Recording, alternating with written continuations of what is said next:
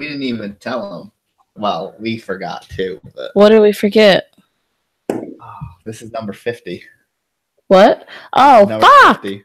Oh, we were supposed to do something like fun or exciting. I told you you can't use the mic stand because you're not talking. Because I'm gonna face and you're you. not doing it right now. Okay. You gotta hold it. Okay, but then I can't hold it and type to people. That's the hard part. Wow.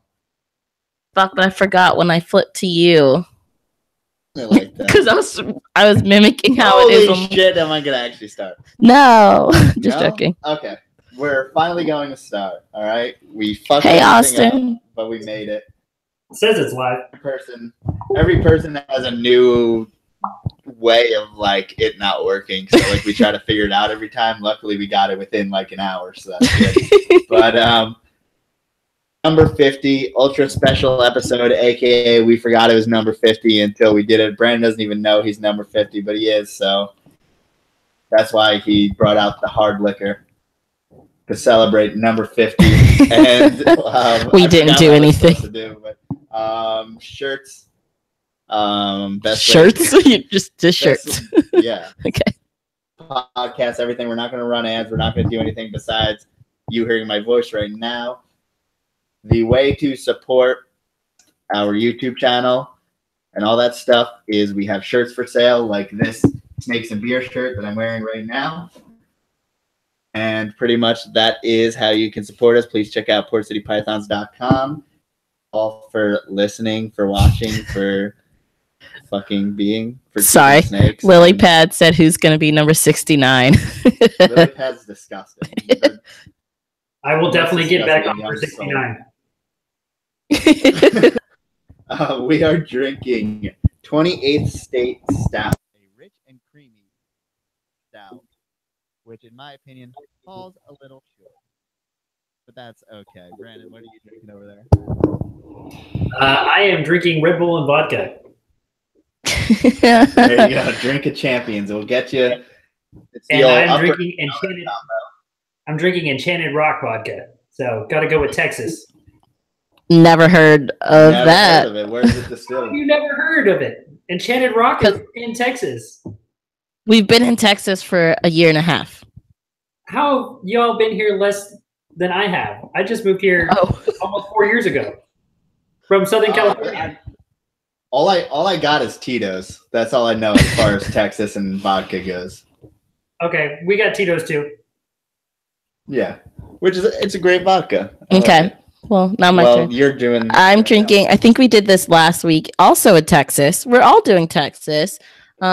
This is made in. I can't tell you where in Texas. It's made in Dallas, Texas. Oops. It's literally the city I live in. The street is Four Corners Brewery, notorious OAT. You're looking like a real loser right now. Sorry. It's good though. It's a good stout. It's much better than his stout. Evans said that he would 69 you for 69. I think that's what he meant. Oh, Lilypad said Brian Barczyk for 69. Oh, that would be epic. We should probably actually start the show. Brandon from Reptile, Brandon Sander, which is a pretty self-explanatory name, right? Brandon, what do you keep over there, and what do you breed and whatnot? I keep a variety still of different animals. I have a few leopard geckos that I've bred in the past. I kind of stopped breeding them for a while just because with my work schedule, I have a regular day job. Unfortunately, I don't do this for a living. But between hatching a bunch of baby leopard geckos and keeping up with it, I'm an assistant general manager for a restaurant called 54th Street Bar and Grill. So I pretty much work like 60 hours a week at my regular job. Dealing with all the babies and feeding and watering and maintenance and stuff like that. When it comes to geckos, it's a little bit more difficult than dealing with snakes. So it took up a lot of time, and it got to the point where it became very unmanageable. And so I decided, after I pretty much wholesaled all the babies to a friend of mine and just said, I'm done for a while until I can get a more normal schedule. I also keep As you can probably see in the background here, it's my male nosy bee panther chameleon. His name is Blue, like Jungle Book. I have a pair, or what I'm hoping is a pair, of jungle carpet pythons. I've got some green tree pythons, and I also have one hybrid carpondro that I picked up from Tony. Or I should say, it was actually my anniversary gift from my better half. Was this little carpondro. So he's pretty cool. He's a 50-50 Jayapura female, Jayapura male to a jungle carpet female. Cool. So that's that animal that it looks basically like a really cool gamma jag, but it was a carpondro. Yeah. Yep, that's that same animal. Sweet. So as far as stuff that you have up to size, I know you were shooting for a couple things this year. What did you try to make go? Did things go, and how did it go, basically? So I have an adult female Aru green tree. Her name is Azula. I'm sure everyone's seen me post pictures of her. Actually, Whoa. this is her right there. She's looking at you guys like she wants food. She looks big. We can't talk or it cuts out. I forgot that. Yeah, she's a good size. She's actually an older female. I bought her from Ian Bissell from S&J Reptiles. A couple years ago, she had actually laid 3 successful clutches 3 years straight. Whoa. I gave her a year off and beefed her up. She did have an RI last winter. We had something go wrong in our apartment that we were living in at the time. And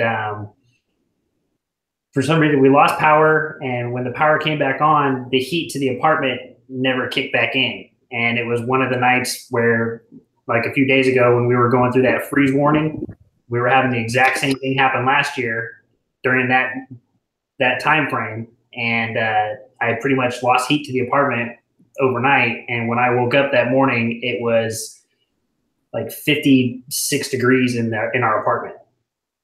Guess what? I didn't have a lot of heating thing at the time, so I literally like ran into the room and was like, "Oh my gosh, is everything alive?"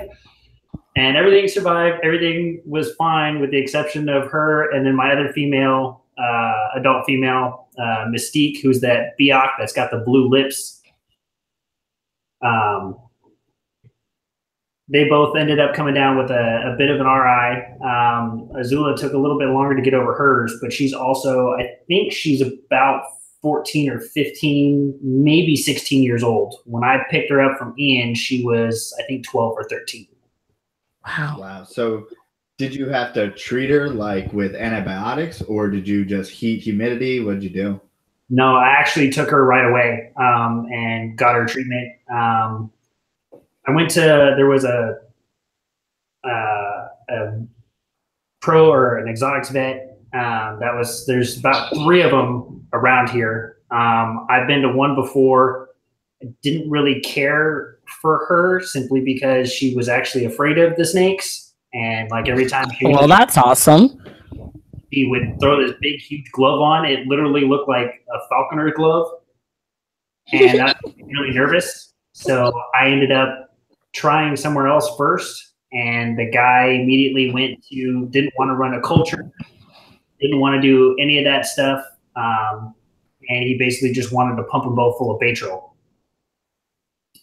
So we started with Baytril. And I just went ahead and started them on the course and figured as soon as they were done, I'd take them back into the other vet and have them take a look at her. And if she wasn't getting any better, if she was better, then I would have been, fine with that. Mystique was cleared after the first round of Baytril. Unfortunately, she did end up with a little bit of Baytril scarring. I didn't get deep enough into the muscle tissue. So she does have some scale scarring. But Azula ended up taking another round of antibiotics. I don't remember off the top of my head what they gave her. I've got it in my records I keep all my vet records and stuff every time I go to a vet. But she ended up clearing up shortly after we started the second round. She went back for another visit. Wow. Wow. She went back for another visit afterwards and was cleared after that. She's been healthy and clean ever since. She eats like a champ. As you can tell, she's always hungry. So this year in October, it was actually Halloween night. My better half and I took the kiddo out and we went and did the Halloween thing, and then we came back and put him to bed, and we were stepping out to go to a local party that's around the corner, and I looked at my male green tree, Doc Holliday, who's the sarong, and I was like, you know what? I wonder what would happen if I threw those two together. And so I literally put him in the cage, and next thing I knew, we came back later that night, and they were coiled up right next to each other. And I was like, oh, okay, well, they're getting along. They're fine. I'll just leave them together. And I woke up the next day to go to work, and it was probably about 6:30, 7 o'clock in the morning. And as my usual routine, as soon as I get up, the first thing I do is walk into the reptile room and check everything out. And they were locked up. And I was like, oh my gosh. I was going to end badly. No, they were locked up, and I couldn't believe it. I was shocked because I literally didn't do anything. I literally threw him in the cage, and I was like, wow, like I wasn't expecting. It's his first time as far as I know. He is an import that I picked up from Harlan, so unsure of his age, but he's definitely quite a bit smaller. I know you guys have seen the pictures, so size reference. He's a good size. He's pretty small compared to her, but he figured it out. He got her all locked up, and they stayed like that for about an hour before the lock stopped, before they separated, and they pretty much just stayed coiled up on a branch next to each other after that. I tried different things to keep them interested.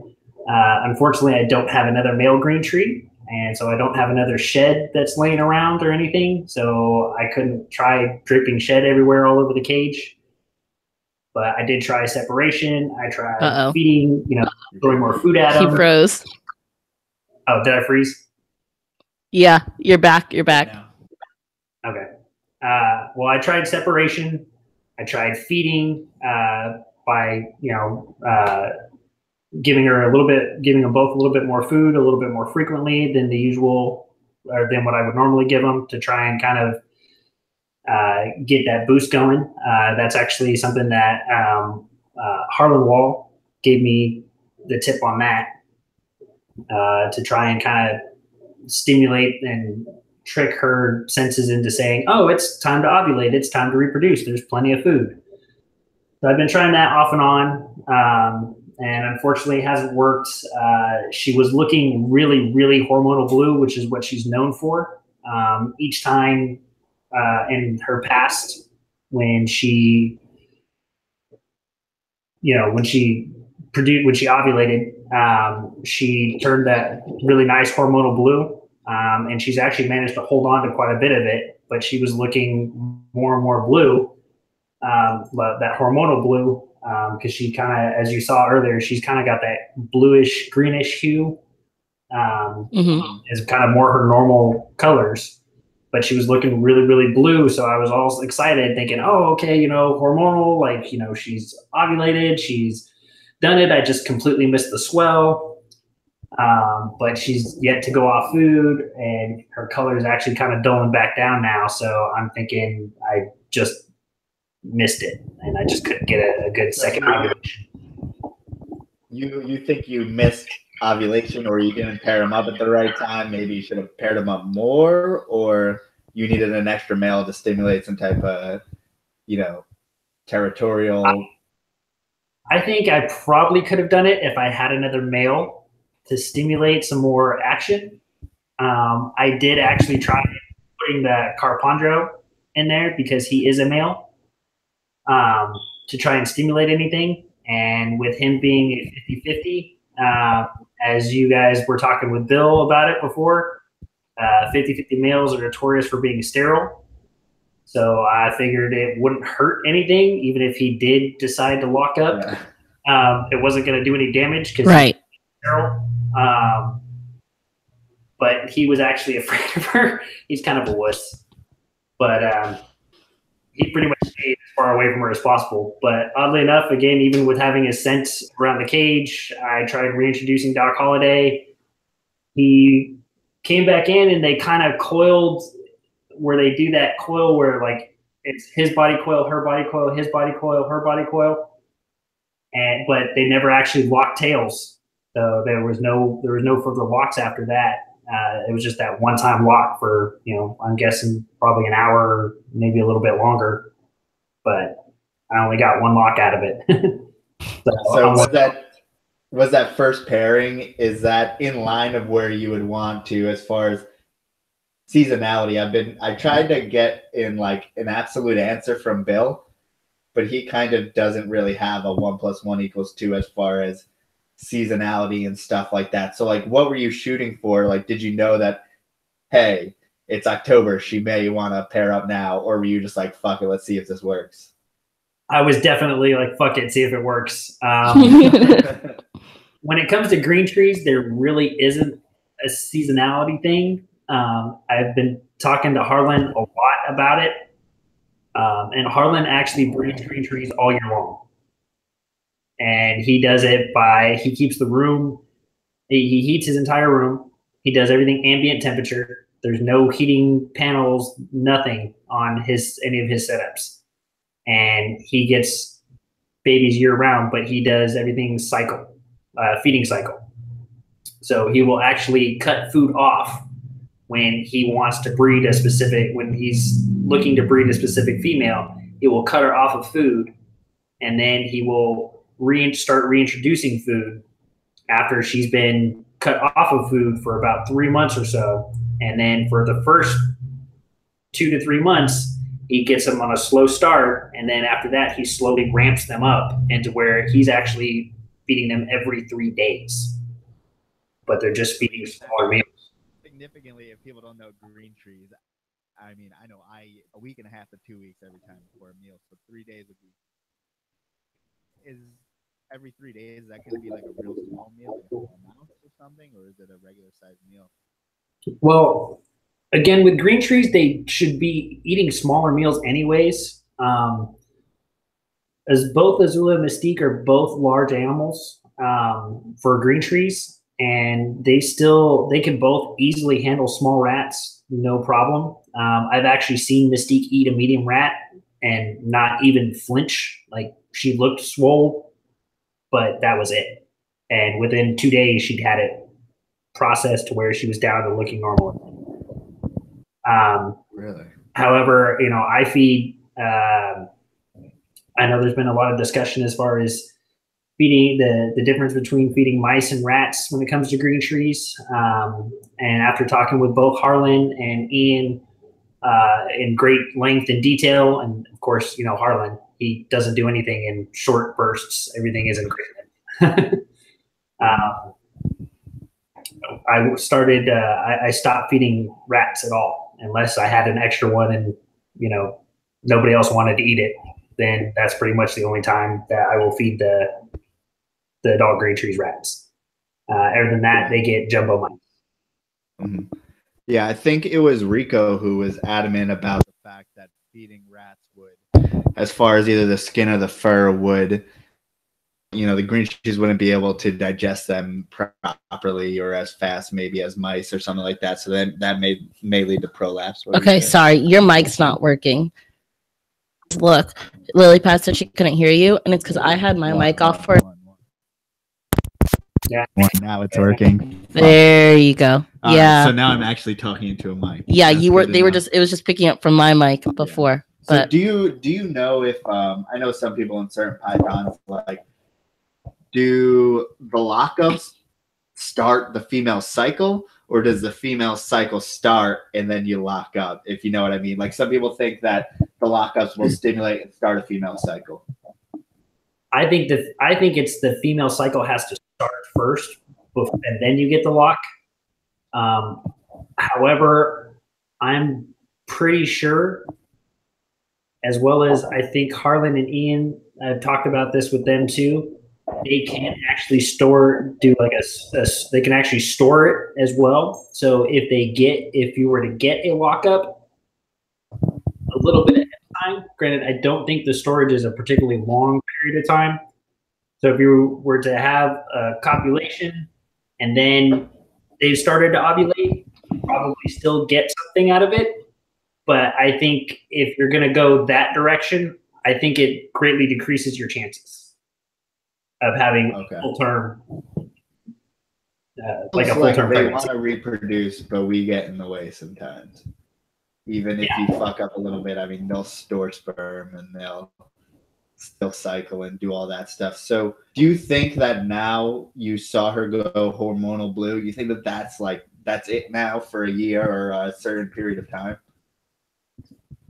Actually, I want to give it another go. I'm going to actually pretty soon. I'm going to cut her off of food for a while. I've actually already separated them again, and I'm going to give it another go where I'm going to cut her food for a while, and then I'm going to reintroduce some food to her and try and re-stimulate it. It'll definitely throw off her what might be their normal cycle, but I want to see if I can't trick her into recycling again. And she's not going off food at any point, so you don't think it's any harm to just recycle her or do anything like that? Exactly. She never stopped going for food. If anything, actually, during that time she went hormonal blue, she acted hungrier. She was pretty much every day scoping out, looking for food, doing the tail luring or the caudal luring, where she was like waggling her tail going, "Where's the food? Come on." Mm-hmm. So you just good, because I can finally talk for once. But I was really yeah. Okay, well I can finally talk for once for the whole thing. Okay, first want to apologize. Having a conversation. Yeah.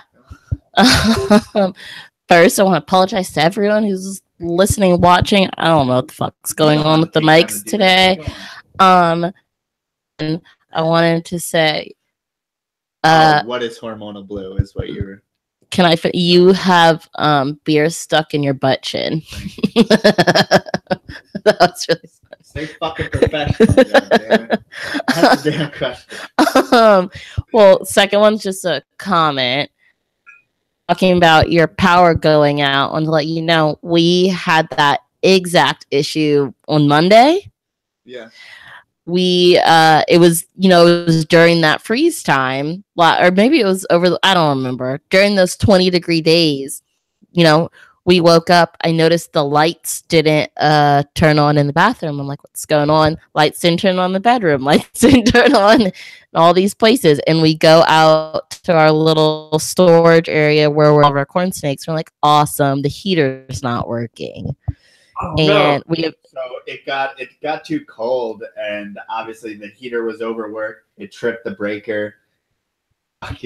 But of course, it happened while we were sleeping. So we had no idea while we were sleeping, and it tripped the breaker only in some spots. So the heater was still working. So it's the thing. It's like if it had fucked up the heater, we would have woken up in the middle of the night because we would have been freezing. But the heater, snakes. And okay, finish the story. So, Brandon, explain a little bit. No, I wasn't done all my comments. I thought you were finishing Well, no, I'm trying to talk. Okay, okay. Well, I was trying to understood his pain and worry, freaking out about the power going out. Because when we went in our little room, it was like 30-something degrees in there. I was terrified. I can't even imagine with the corn snakes. I used to keep and breed kings and corns when I was living in Southern California. And corn snakes, though, and king snakes, God, those things are hardy. You gotta really screw up to kill those damn things. So let's see if we fucked up. Yeah, we for a little bit we're like, okay, they're not moving. Now, granted, their information, but like they're not moving. They're not moving. And one had 90 body in the deli cup filled with water. I'm like, oh, okay, it just died in the water, like in fucking ice. Yeah, like the water was close to ice, and it was in the water. I'm like, oh, okay, it's just committing suicide in the water right now. Like it was a very scary feeling. They're moving now, so we figured it out. Okay, third question, whatever. What the fuck is hormonal blue? This whole time, I'm like, I don't know what that means or why that's the hormonal blue is actually pretty easy to explain.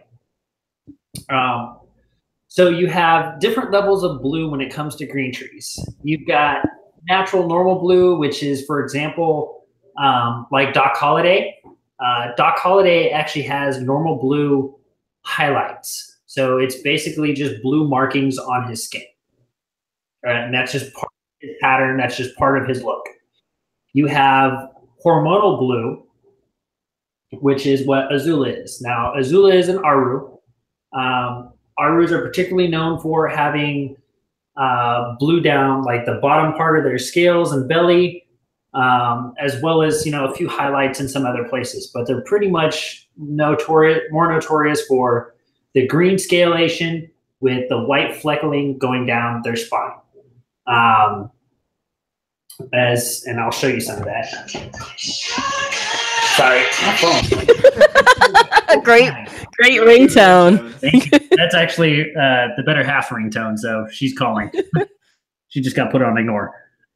So if you can see some of the white scales on her back, Arus generally have more than this. She has a very minimal amount of white scaling or white. Okay. Open this a little bit. I don't know if that's a better. Oh, she's fine. Okay. Actually, I'll do you one better. Oh, our fans will love this. That you can't be hormonal blue and display like bright yellows on the side or something at the same time, or to tell how a green tree will stay blue or if it's a hormonal blue. Do you know anything about that? If you think about it, so when humans get pregnant, if you were to get pregnant, I know nothing about that. Oh, well, I have a kid. I've been through all this. Your body will naturally change. You have all your normal hormones and even just normal things about your body will change because your body has to change itself and adapt itself in order to produce a baby. Grow this thing inside of you.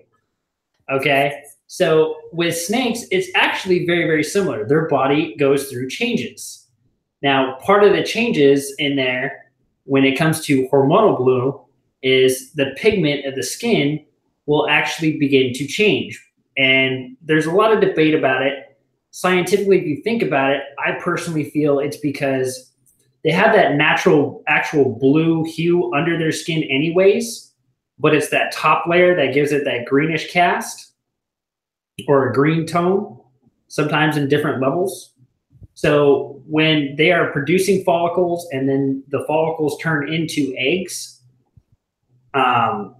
it's going to suck. Their body is so worked up trying to produce and manage growing these eggs and growing these, extra beings inside of them. It's actually so focused on that it's pulling everything that the animal has away from the non-necessities. So, for example, keeping coloration and skin tone pigment is not a necessity. So the body is going to pull all that away to try and continue to work on keeping these eggs and creating these eggs and making healthy eggs. So in that the process, makes sense, kind of.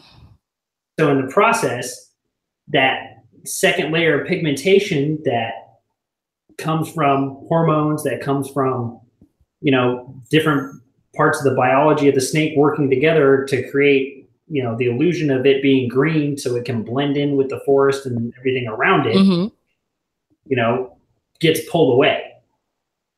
And so, of course, with that already blue undertone to their skin, that's all you're going to see because it's going to suck away that green pigment. Wow. That's what I think. I've not done a study on it. Do not quote me on this. But from taking biology and from, you know, being a natural scientist and doing minor studies of my own, that's personally what I think is going on and why they turn the hormonal blue colors. You also have true blue animals, which is like Bill's Cyclops, his mountain Cyclops female. Those animals are born and they change blue from being a neonate. Mm-hmm. As opposed to she was a green snake, she got pregnant, and then she turned blue. Now, when it's a hormonal blue, they can actually revert back to their original color. Some unpregnant, you don't get it back. Well, some animals will. It's all dependent on the animal. It's very animal specific. Some animals will actually hang on to the blue more so than others. Some will get hormonal blue and hold on to it forever. Others will hold on to it for a year or 6 months before they slowly start to lose some of that blue pigment. Some animals will lose it, right away. It's all animal specific. Fortunately, Azula here has actually managed to hold on to quite a bit. And again, just gets more phenomenal looking every time she even attempts to start shifting. Awesome. So you think she was definitely developing follicles. So you think she just kind of sucked those all back up? Yeah, I think she did. I think I never saw an ovulation swell, which is where the bottom third of their body will swell up. But I think her hormones were getting into gear and ramping up for it. I just think that she didn't get any of the attention or any of the locks that she needed in order to continue to produce the follicles or go the full term of the pregnancy.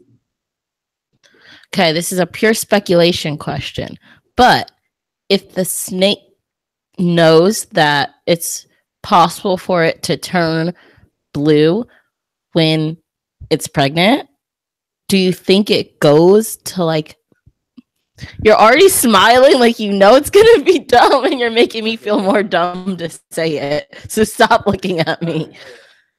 Does it go to like blue areas to be in camouflage? Because like before it'd be in green. So do they think that they're vulnerable at that point? Right. And so do you think they move to like bluer? I don't know. Because he talked, the green is is part camouflage for in the trees and stuff, but then when they're preggo and they turn blue, do they stay in the same right? Do they stay in the being pregnant makes you more vulnerable at all, but do they stay in the areas? But, yeah, I don't know what the fuck blue areas are, but but that's also would say or imply that every snake turns blue when it becomes pregnant, and that's also not the case. Not every snake does that. That is again more animal specific. I personally think that they would actually blend in just fine. You are going to see a lot of blue variation colors in the wild as well, especially with the sky being blue. Granted, at the same time, it's very difficult to say exactly, simply because we don't know or completely understand the way other animals see color. Oh, I didn't think about that. So, again, it's all kind of speculation until we can fully understand and grasp it. Chameleons, on the other hand, we understand chameleons can see extremely great detail, and they can see colors that we can't see. They can also see light spectrums that we can't see. Their eyes are probably one of the most advanced eyes of any being that we have yet to know of. Wait, how do we know they see shit if we don't see it? There have been a lot of different studies on chameleons and the way the ocular vision. I happen to listen to a lot of different podcasts, and because I like chameleons and I think they're really cool, there's actually a chameleon podcast by Bill Strand, who is a breeder keeper. He also builds his own cages and manufactures his own cages and all this other kind of stuff.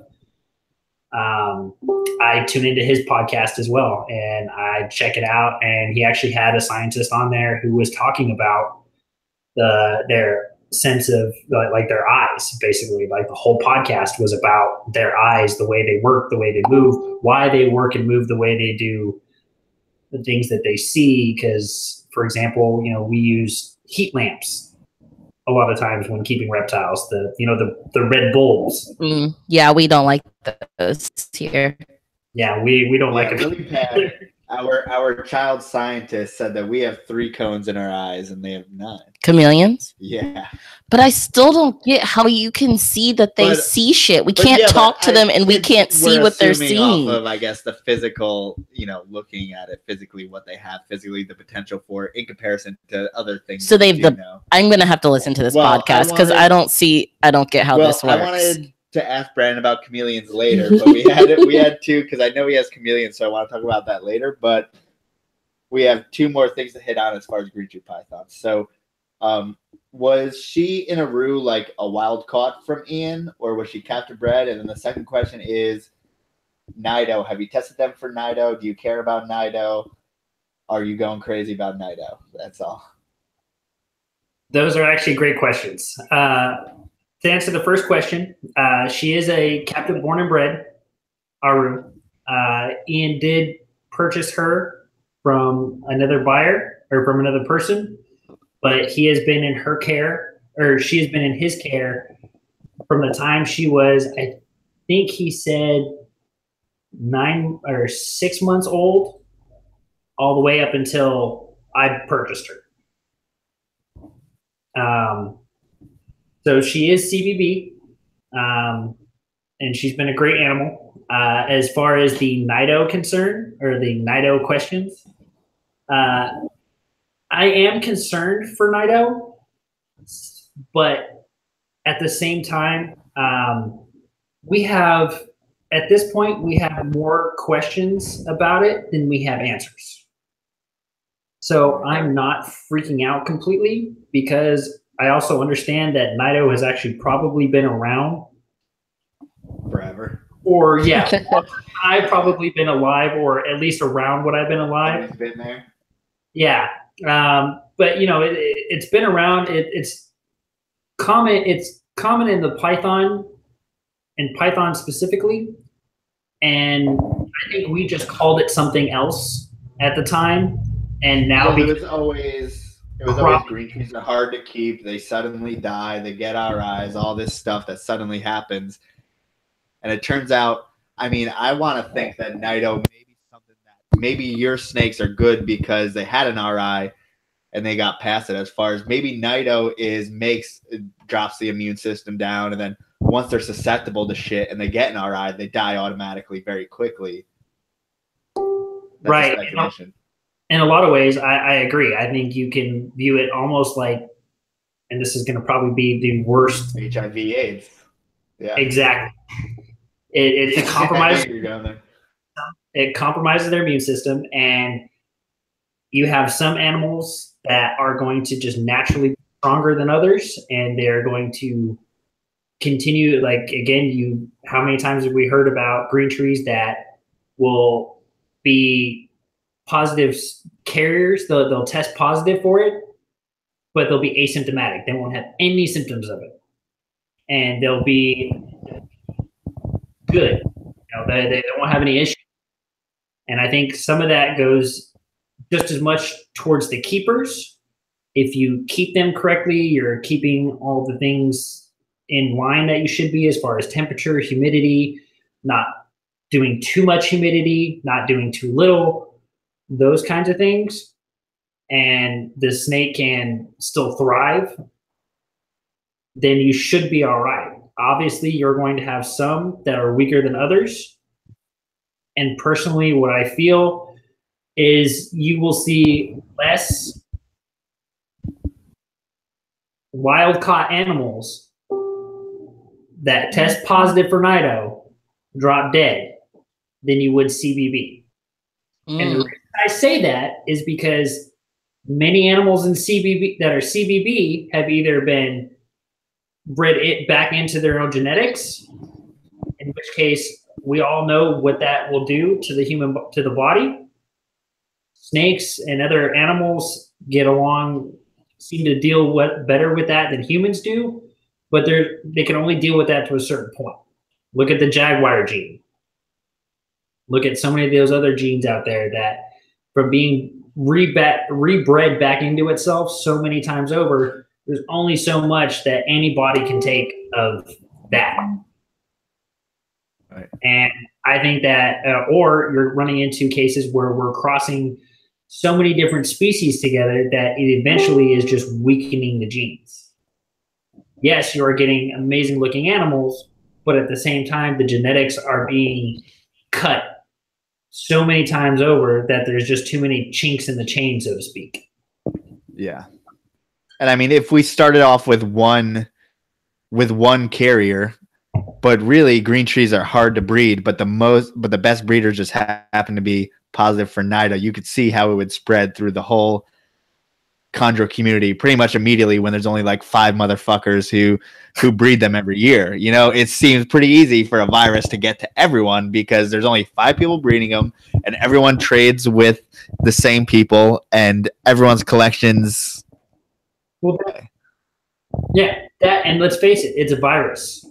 It doesn't care about anything else except for prolonging its existence. Mm-hmm. It's not specific to, I don't care that it can be as far as we know, it could be a host in our own bodies. And then we're passing it along to the animals. That's true.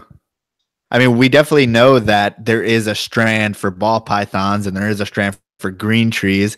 And certainly we can get it in other Morelia as far as carpet pythons. Maybe even we brought this up the other week about like maybe carpets could be the carrier, just like boas and IBD. Boas don't necessarily die from IBD, but if they give it to a python, the pythons die. So maybe carpets could carry it with no problems, but you have carpets and green trees, which we pretty much all do in a room together, and one gives Nido to the other. Yeah, I mean, I'm not going to lie. I'm a great example. So we got Azula's cake here, and there's the carpets up top. Mm-hmm. You can't really see them. They're buried underneath cork bark and towel or puppy pads. Yeah. Oh, that's my puppy pads. Well, that's like the Bill Stiegel method. Yeah, I will fully admit, and actually, here we go. So we'll go check out Star-Lord, who's the Carpondro. So he's got substrate. You come up with these names. After this, explain the names. I'll do my best. So as you can see, Star-Lord got substrate on his, and I freaking hate it. It looks great in this particular cage, in this particular setup, but God, it's a pain to clean. I hate it. He's basking in those marijuana leaves, though. Oh yeah, he's holding on tight. He's guarding them. The ironic thing is, I don't even do that. I don't even smoke. It's a good decoration. I mean, I don't know why. That's like, I see that in a lot of cages, and I'm like, I don't know if people know that looks like weed, or is it just a thing that, I don't know. Who's designing It's a Japanese maple, or I don't know. What is, do you have any method with your names? Okay, so as far as the naming goes, I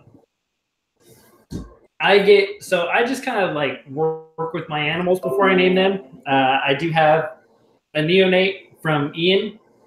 It's the one that was a Cyclops to an Aru Jayapura. And I haven't named it yet because it's still tiny. And I just haven't thought of something. I have an idea, but I'm not sure if I want to actually go with it or not. But Azula is pretty easy. She's hormonal blue. Blue is, Azul is Spanish for blue.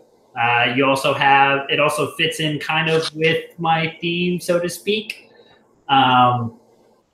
Pretty much all my animals have names from movies or TV shows, something like that. Azula is the evil sister in, what is that called? The Last Airbender series. Okay. Okay. I don't know. I remember that. Yeah, Nickelodeon. My son's super into it. So, So the sister, the evil sister from the Fire Nation, her name is Azula, and so it just kind of all worked out. Star-Lord is a hybrid, and being, Guardians of the Galaxy, Star-Lord is actually a hybrid because he's part human and part of this sentient being thing. So that's why he got his name. Doc Holliday, obviously, if you don't know Tombstone, Lord help you. I have no idea what you're talking about. You've never seen Tombstone? Oh, Joe, help.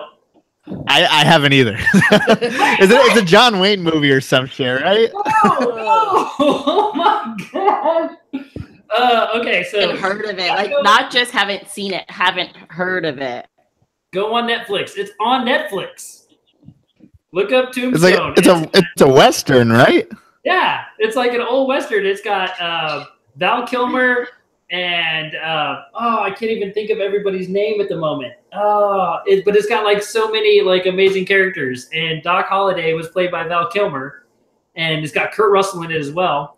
Kurt Russell plays what was that old Western guy's name? He's famous too. Son of a biscuit. I can't think of it off the top of my head, but he's the one that basically, him and Doc Holliday are like exact opposites of each other, but they end up being best friends. And Doc Holliday's famous line in that movie was, "I'll be your Huckleberry." Okay. So whenever you guys see me post that thing with Doc Holliday, and I'm sure you guys have seen somebody say, "Oh yeah, mention the Huckleberry line." That's what I'm talking I've heard that. Yeah, right over my head. We're talking about Tombstone. Okay, I guess we need to watch it. Speaking of Doc Holliday, our levels with technology are so low right now. We're down to one microphone. We came on like 20 minutes late. Like, everything's fucking. Yeah, we gotta share this mic. I kept fucking with yours. It just wouldn't. Against the snake. Hold on. We're trying. There you go. That's our buddy Doc. Just the blue dorsal down the dorsal. What is that indicative of as far as locality and stuff like that? It's not necessarily endorsive of the locality. I mean, it is a locality trait. And obviously he was, from what I've heard and talked about, he was a yellow neonate. Sarongs are more notorious for being yellow, but you can tell because his saddles, which are little triangles on his back, are all filled in as opposed to being hollow, so to speak, as to where you would see the blue coloration as the outline of the triangle versus actually being filled in. But yep. Yeah, because ours is giant sarong, but the line down the dorsal is very faint blue, but it's not triangulated like that. Yeah.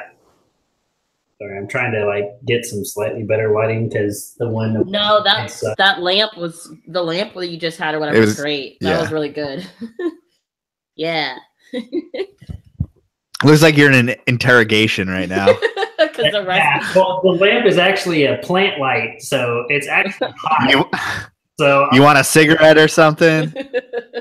Yeah, actually, it sounds good after my second drink now. Yeah.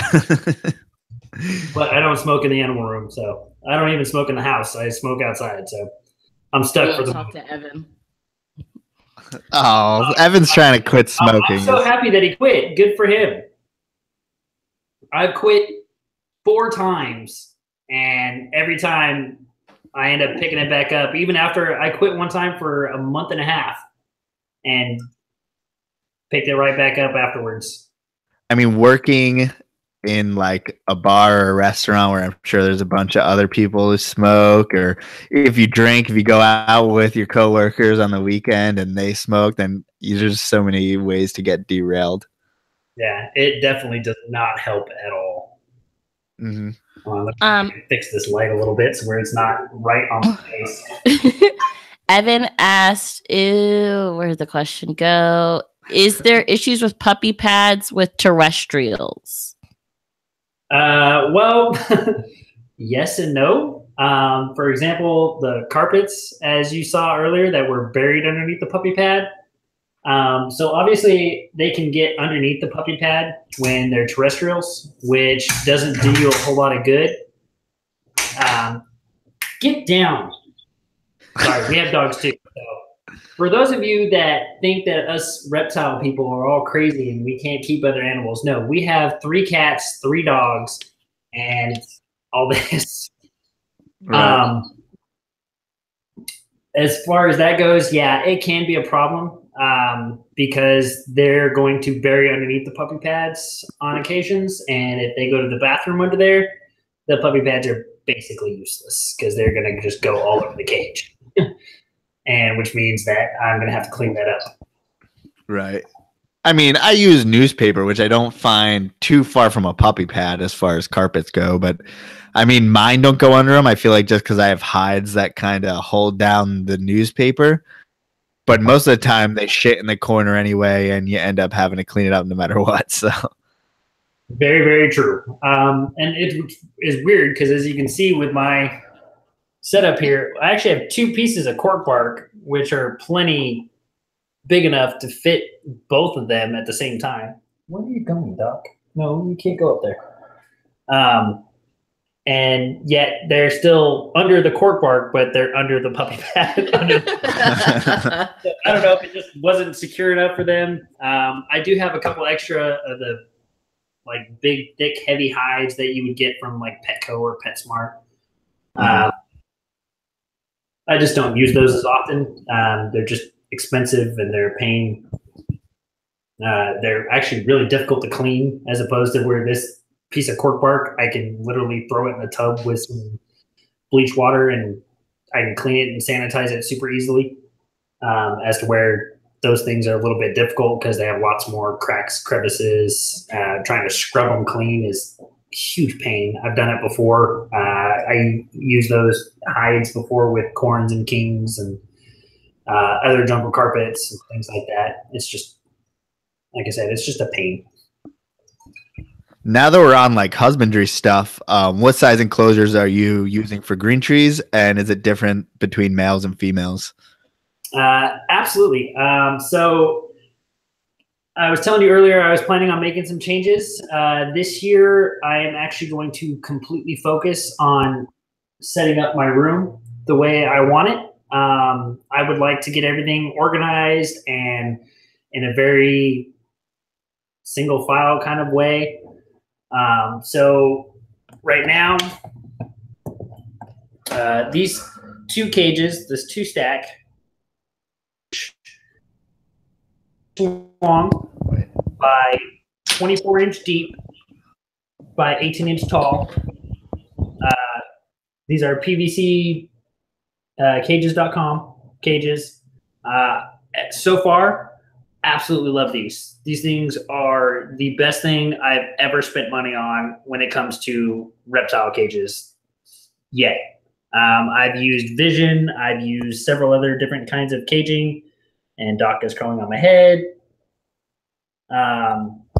Evan keeps on saying that he thinks it's about to shit on you. If he does, Which may be possible. He's also probably getting ready to shed too, so he's looking like he's getting ready to start being in blue, or has already. But it seems like, but not hormonal blue. Not hormonal. So I mean, it seems like you Go ahead.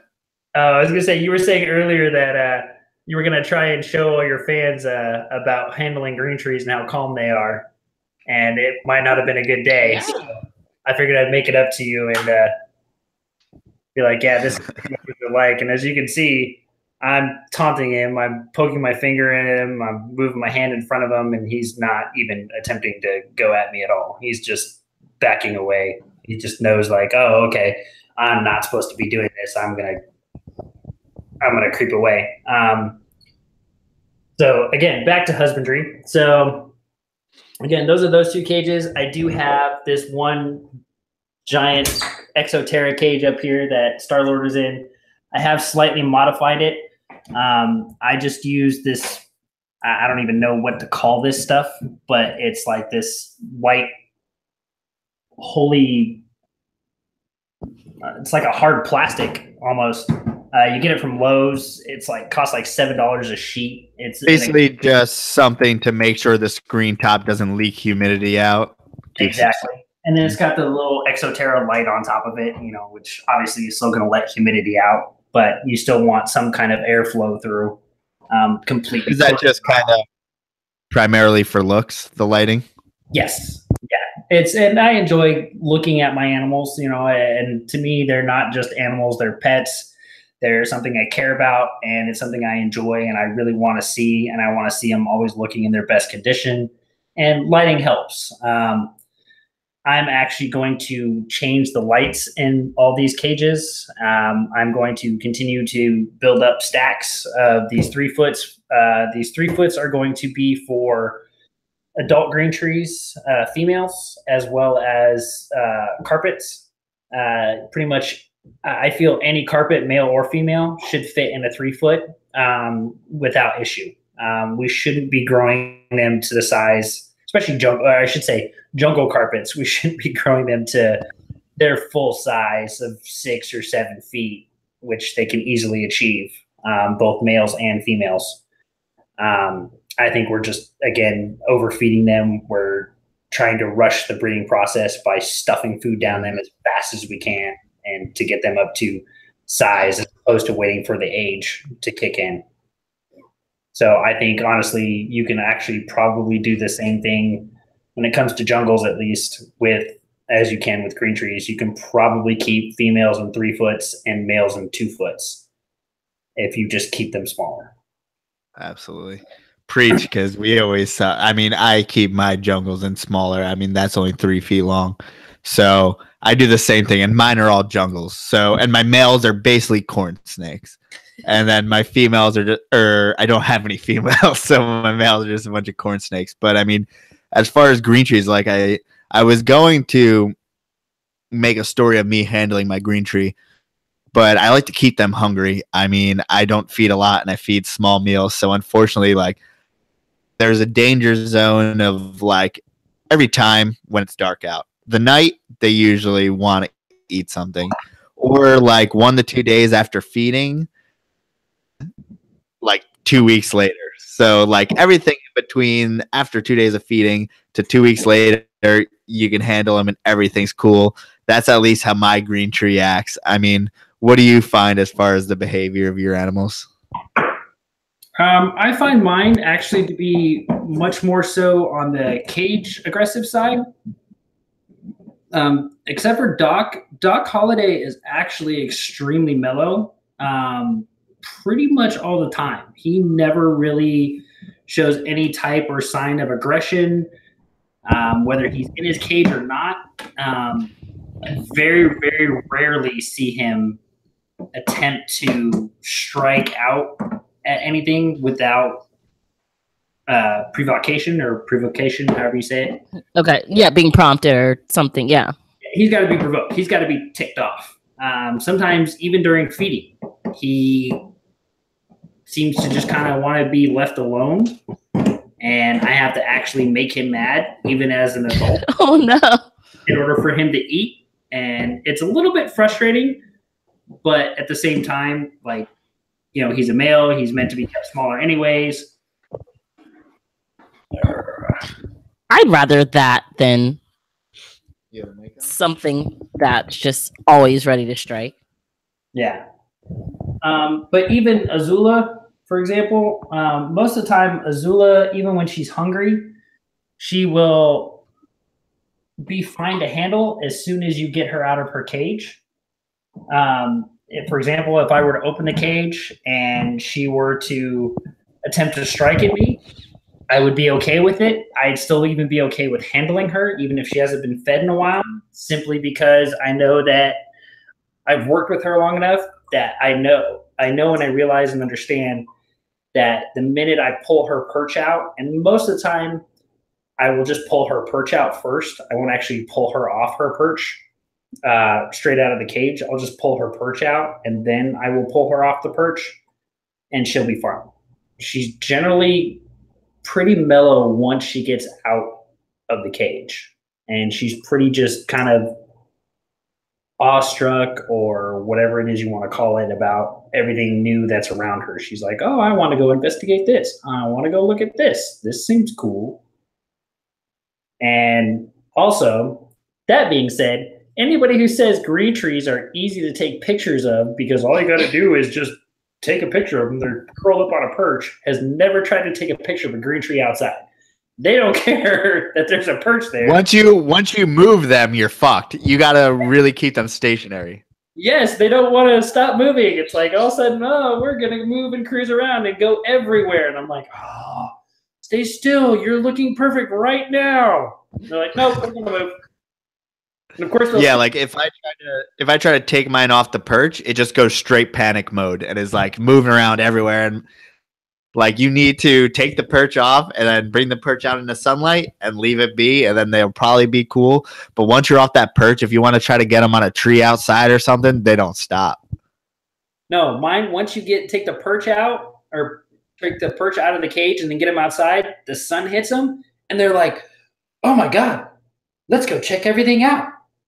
And they literally start cruising everywhere. It doesn't matter if they're on their original perch or not. They don't care. They're like, oh, all these new scents, all these new smells, all of everything else. And of course, I take them out to my backyard, which is also where the dogs are. So they probably have dog smell everywhere. As well as they don't know whether they're about to eat or be eaten. Well, we have big dogs too. So our dogs are, the smallest one is 35 pounds. So as far as what was I about to say? Taking pictures of green cheese and stuff like that. Are you always trying to go natural sunlight? And then as far as once you see them in that sunlight, you'll notice that if they have a window in the house, like the snake will go towards the window. Or people like to keep UV, UVB. Do you think UV light has anything to do with anything? Does it matter? Does it not? I think UVB lighting does actually matter. I'm not the only person that feels that way. I think we can, and obviously we've demonstrated it often enough to where they don't need it. I mean, heck, Rico, so many people have bred these animals in racks with no lighting at all. But I think as far as their coloration, I think it actually makes a difference.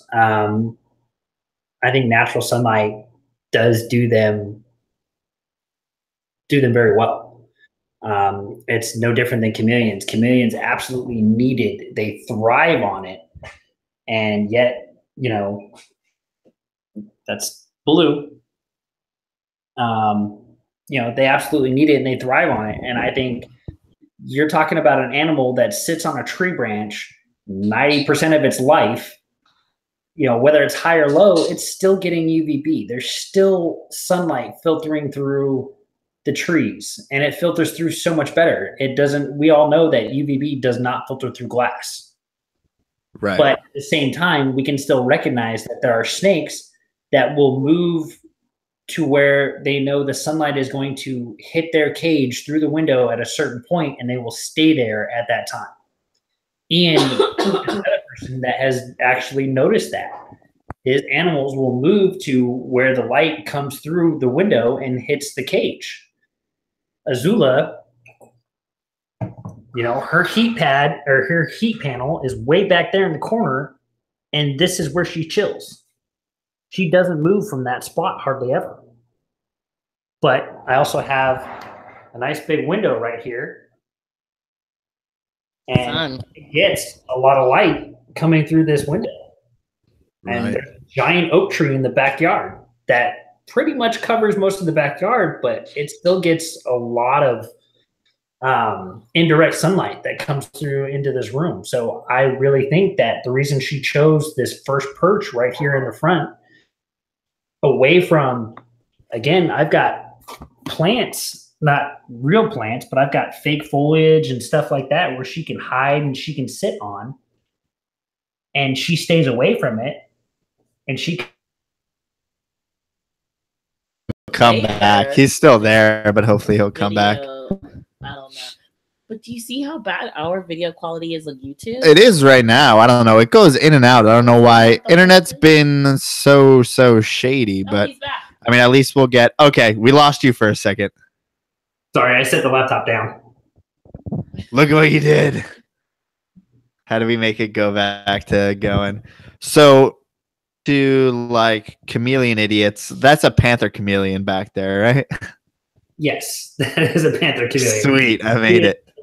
Species, the subspecies is called, or the locality, I guess it would probably be the better word for it. Locality is nosy bee, which is from that island of nosy bee. They have a lot like green trees, actually. There are different localities based on where they're from. You have nosy bee, you have nosy folly, you have Amabile, or I'm probably butchering the crap out of some of these. I was gonna ask you how to pronounce that.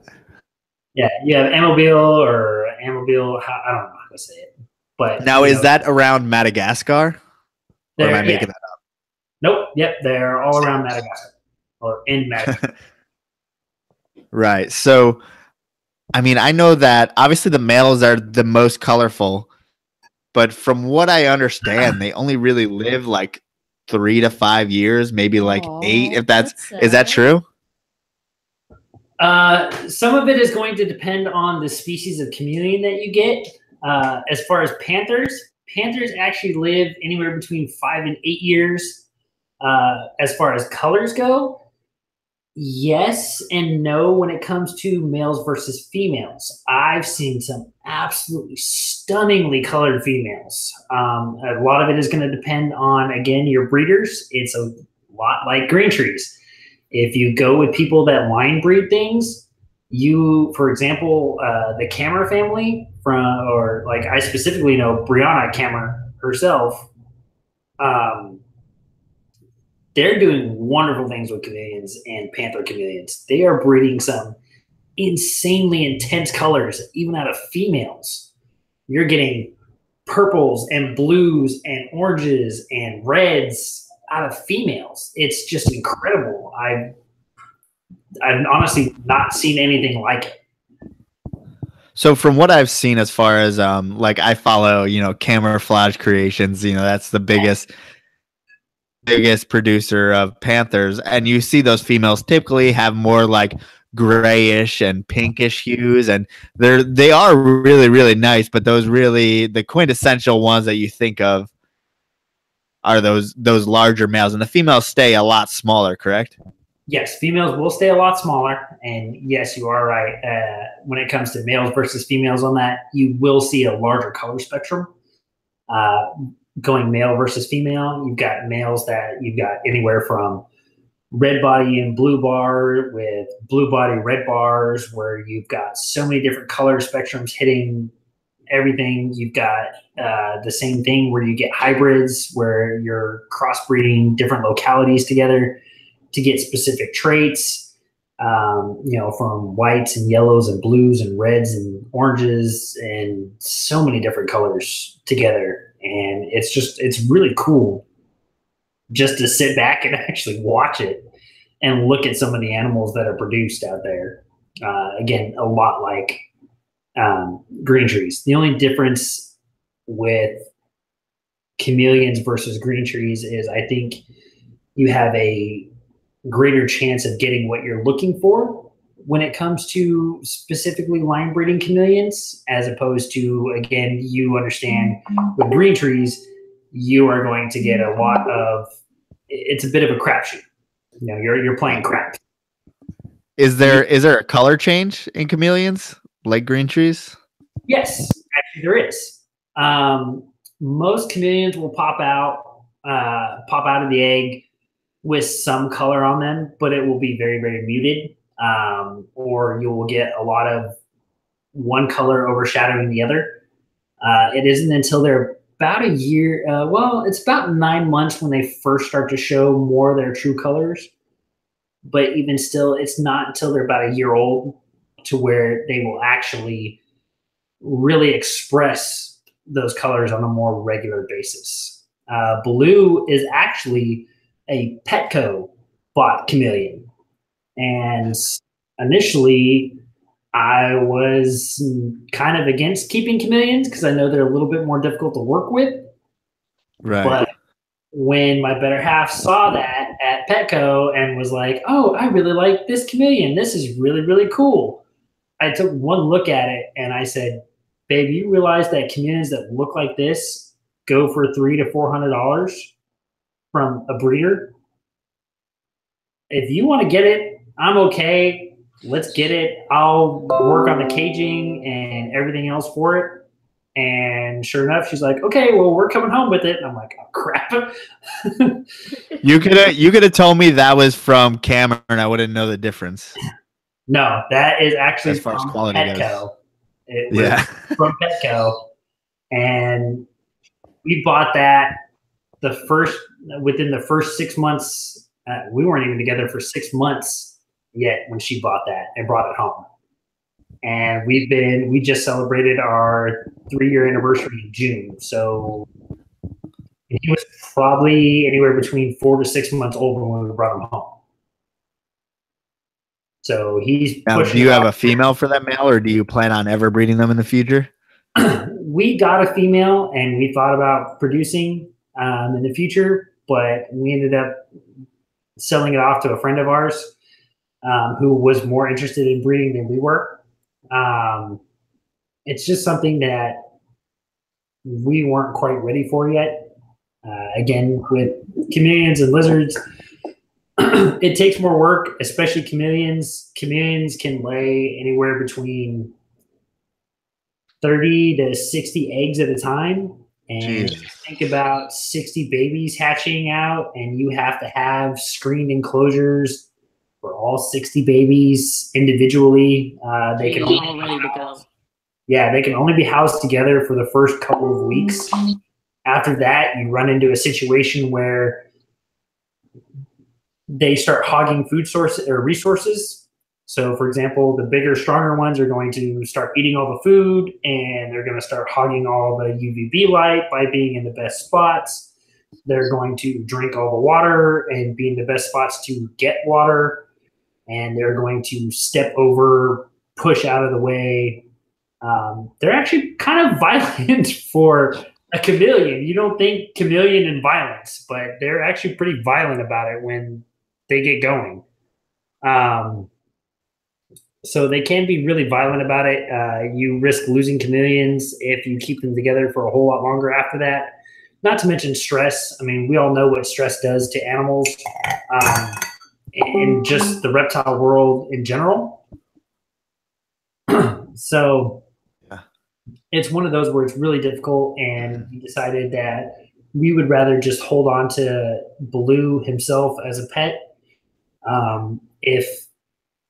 Or I shouldn't say if, but when Blue does pass, we will probably end up getting another one. My goal is to get a Mellorai because they're giant and they're amazing, and I really want to get one. But again, they require like large enclosure. It's basically like keeping like a Burmese or a retake or something like that. They need a giant amount of space. You wouldn't think an animal that is roughly the size of my forearm would need anything bigger than 4 or 5 foot long enclosure with 2 foot deep and 4 foot high. But no, they actually get super stressed out in something that small. They need basically like an entire room. That's why it's like if people randomly buy green trees and imports, everyone always jumps on them about like they're never going to be able to keep it. It's hard to keep all this shit. But chameleons are even harder. Like, and it's like not even the same mentality as any reptile. It's like a totally different ball game than every other reptile. It really is. But if you actually sit down, and I was raised, my dad raised me correctly. Any animal that I ever wanted, he was like, you better sit down, do your research on it, study it. When I was a kid, my sister, and that's actually how I got into snakes to begin with. My sister was going to college and got into veterinary school, and she went and worked for a veterinarian, and she ended up bringing home a ridiculous amount of animals. We ended up with a red-tailed boa. We ended up with a pot-bellied pig. We ended up with a ferret, all kinds of animals. And after the ferret was when I turned around and was like, man, I really want a ferret. This would be so cool. And my dad's like, better sit down and do your research on it. If you want a ferret, you got to study it. You got to learn everything about them. And I was like, all right, cool. So sure enough, what did I do? I, like everybody else, I went to Google and I found the first website I thought of, or that popped up, and was like, oh yeah, I know everything about ferrets. And sure enough, I started going on to more. My dad was like, well, okay, well, you went to one website. What about the other websites? Well, I didn't look because that was the only one I needed. Oh, yeah, because it's the internet. It's all going to be the same thing. No, not the case. Sure enough, I started going on different websites and finding out so many different things about them, about the food they eat, about the places they live, about the types there are. There are actually different subspecies of ferrets. Like, who would have thought? Like, there's different types. Who cares types to think that? Different things. I never guessed. And sure enough, like, I went and started doing all kinds of research on them and was like, oh wow, like, this is amazing. So I pretty much have carried that with me my whole life, about, doing research and going to different places and learning different things about them and getting different opinions and different perspectives on different things. I constantly talk to, even Howard of, Howard Redding of Redding Reptile Breeders. I talk to him about the green trees. He doesn't even do green trees. He doesn't know anything about green trees, but we still talk about it. And he still like throws things at me about like the things he's worked with and the experiences he's had. And I'm like, I wonder if that would work. So for example, like when I was talking about doing the feeding cycle when it comes to green trees, I wonder if we could trick jungle carpets or even carpet pythons in general with feeding cycles. And we could start breeding carpet pythons any time of year by tricking their bodies with using a feeding cycle. Absolutely. I think that there's only a few factors as far as snakes go. And I've proved that with corn snake, but that's about the easiest snake in the world to fucking breed, right? So there's light cycle, there's temperature, and there's feeding cycle. Some animals, there's humidity cycle, maybe chameleons and shit like that, shit that will have a wet season. But I mean, I think that like ball pythons and you breed them a lot, they'll pretty much just want to produce more and more and more. So ball pythons you can breed pretty much any time of the year. But if you're talking about like, and you could probably do it on feeding cycle and light cycle, or feeding cycle and temperature, or temperature and maybe even temperature and light cycle. I don't know, but you just need to manipulate a few of the factors and make a few of them conjoin. So like, cut off my corn snakes off a feed and then ramped them up. So all of a sudden they're like, oh shit, it went from winter to spring, even though the temperature didn't change. So it's like I manipulated the light as well because I draped over them, or they were actually in a closet at the time. So I put them in a closet and the light cycle's 0, even though that's not reasonable. But if they were brumating, they would be underground, so they wouldn't get any light. So 0 light, 0 food, but even the temperature may be the same. I keep an eye on if they're losing weight, if they're gaining weight, anything like that. They stay a relatively good weight for 2 months, then bring them back up, feed them, and bring the life cycle back, and they breed. So it's like I hit 2 of the 3. Even though those are the easiest snakes to breed in the world, maybe we can start to get there with some of the species that, even though carpets aren't the easiest snakes to breed in the world, they're not rocket science. They're not so far past, as far as, you know, all of our jungles have been capture bred for how long, because obviously we can't import them. So substantial as far as generations captive born and bred. So I don't see why you wouldn't be able to do that with jungles. Yeah, I agree. And, actually this year I got both my male and female, or what I'm hoping are my male and female, together. I haven't had them probed. And you'll know if they're 2 males at least.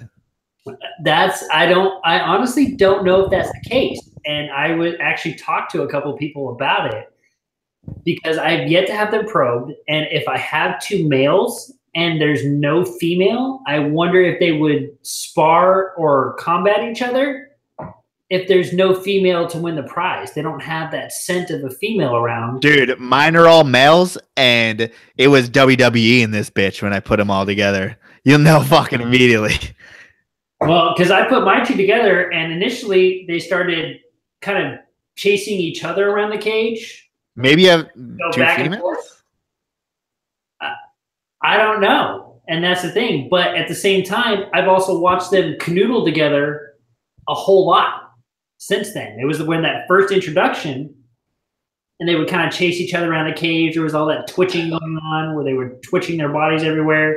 Uh-huh. And yet, again, the next, by 4, 5, 6 hours later, canoodling, just hanging out together, no problems. And they, ever since then, I haven't separated them yet. And I feed them together, no issues, no worry about striking one or the other. They're pretty much just kicking it. And they have been for like 4 months now. And I've yet to see a lock. I've yet to see swelling. They both have shed twice. I'm not necessarily seeing plugs or not plugs on one or the other. They're just kind of like. Have you seen any cruising behavior or anything like that? I have seen some difference in behaviors. So, for example, the one that I'm pretty sure is the female, she spends a lot of time up on this top one, this top piece of cork bark, especially in the evening. She usually will coil up there, and the other one will stay down here in the bottom and kind of in that back corner area or underneath the cork bark. However, the male, or the one that I think is male, will also bury itself underneath the puppy pads quite a bit. And the other one, again, goes up or goes down. This is actually the first time I've seen the one that I think is a female get underneath the puppy pad. Because, again, she's not up top. And this puppy pad has actually gotten thicker and bigger since we started this. So I'm pretty sure she crawled down under there with him. I'm fully open to the possibility that I could have either 2 males or 2 females. Mm-hmm. I don't know. Haven't had them probed yet. I've been meaning to do it. I'm not super comfortable with probing myself simply because I don't have the experience in it. And I'm terrible at popping. I've tried popping. Even with corn snakes and king snakes, but I'm always so afraid that I'm going to damage or hurt the animal in some way, shape, or form that unless it's a baby or very young, as far as corn snakes, and it's got to be pretty young in order to pop it, or else I'm not going to pop it. I did probe my female, in quotations, that I got, but I found out that the prehensile tail, all the species with prehensile tails, are really good at blocking you from putting that probe in, so it's hard to know. But like, it was once that up there. Yeah, and it was undeniable that all of ours were male. They were very, very obviously cruising the enclosures, like looking for females, even though there's no females in here. So that's just an experience from me, just 3 animals, but like that's what I felt like. Do you think they smell other Like, obviously, they can't. We have mate, a female olive, but she's not they smell ovulating. the other species of snake females. I wouldn't think so, but I don't know. That's a tough one to gauge. I mean, if you think about it, how many different interspecies have been bred? I mean, you're talking like carp balls, you're talking carpondros, you're talking the python genus in general. You know, you're talking Morelia in general. They might, but they're above Liasis, and if anyone makes a jungle olive hybrid, I'm gonna slap them right in the fucking face. That's disgusting. I'm all for Frankensteining it because, again, I've got carpondros. I love carpondros. I will never deny not being obsessed with carpondros. But I like another great example. I would never make a carp ball. No. I just don't have the interest in ball pythons. Never have. I kept my nephews for over a year. And it doesn't do it for me. Like, again, Bill breeds some beautiful, amazing, colorful ball pythons. They're cool to look at, and I will happily go over to his house and check them all out, but I'm not bringing one home. And I mean, let's be honest, it's probably a lot easier to breed ball pythons when you're also breeding all the green trees and you have bloods and you have rough scales and you have all the fun stuff. Oh, don't get me started on rough scales. So do you have a timer on those enclosures? Is that we just saw them all shut off? Oh, yeah, it's about that time. Yes, everything is on timers. Blue has both his light and his misting system on timers. So hold on 1 second.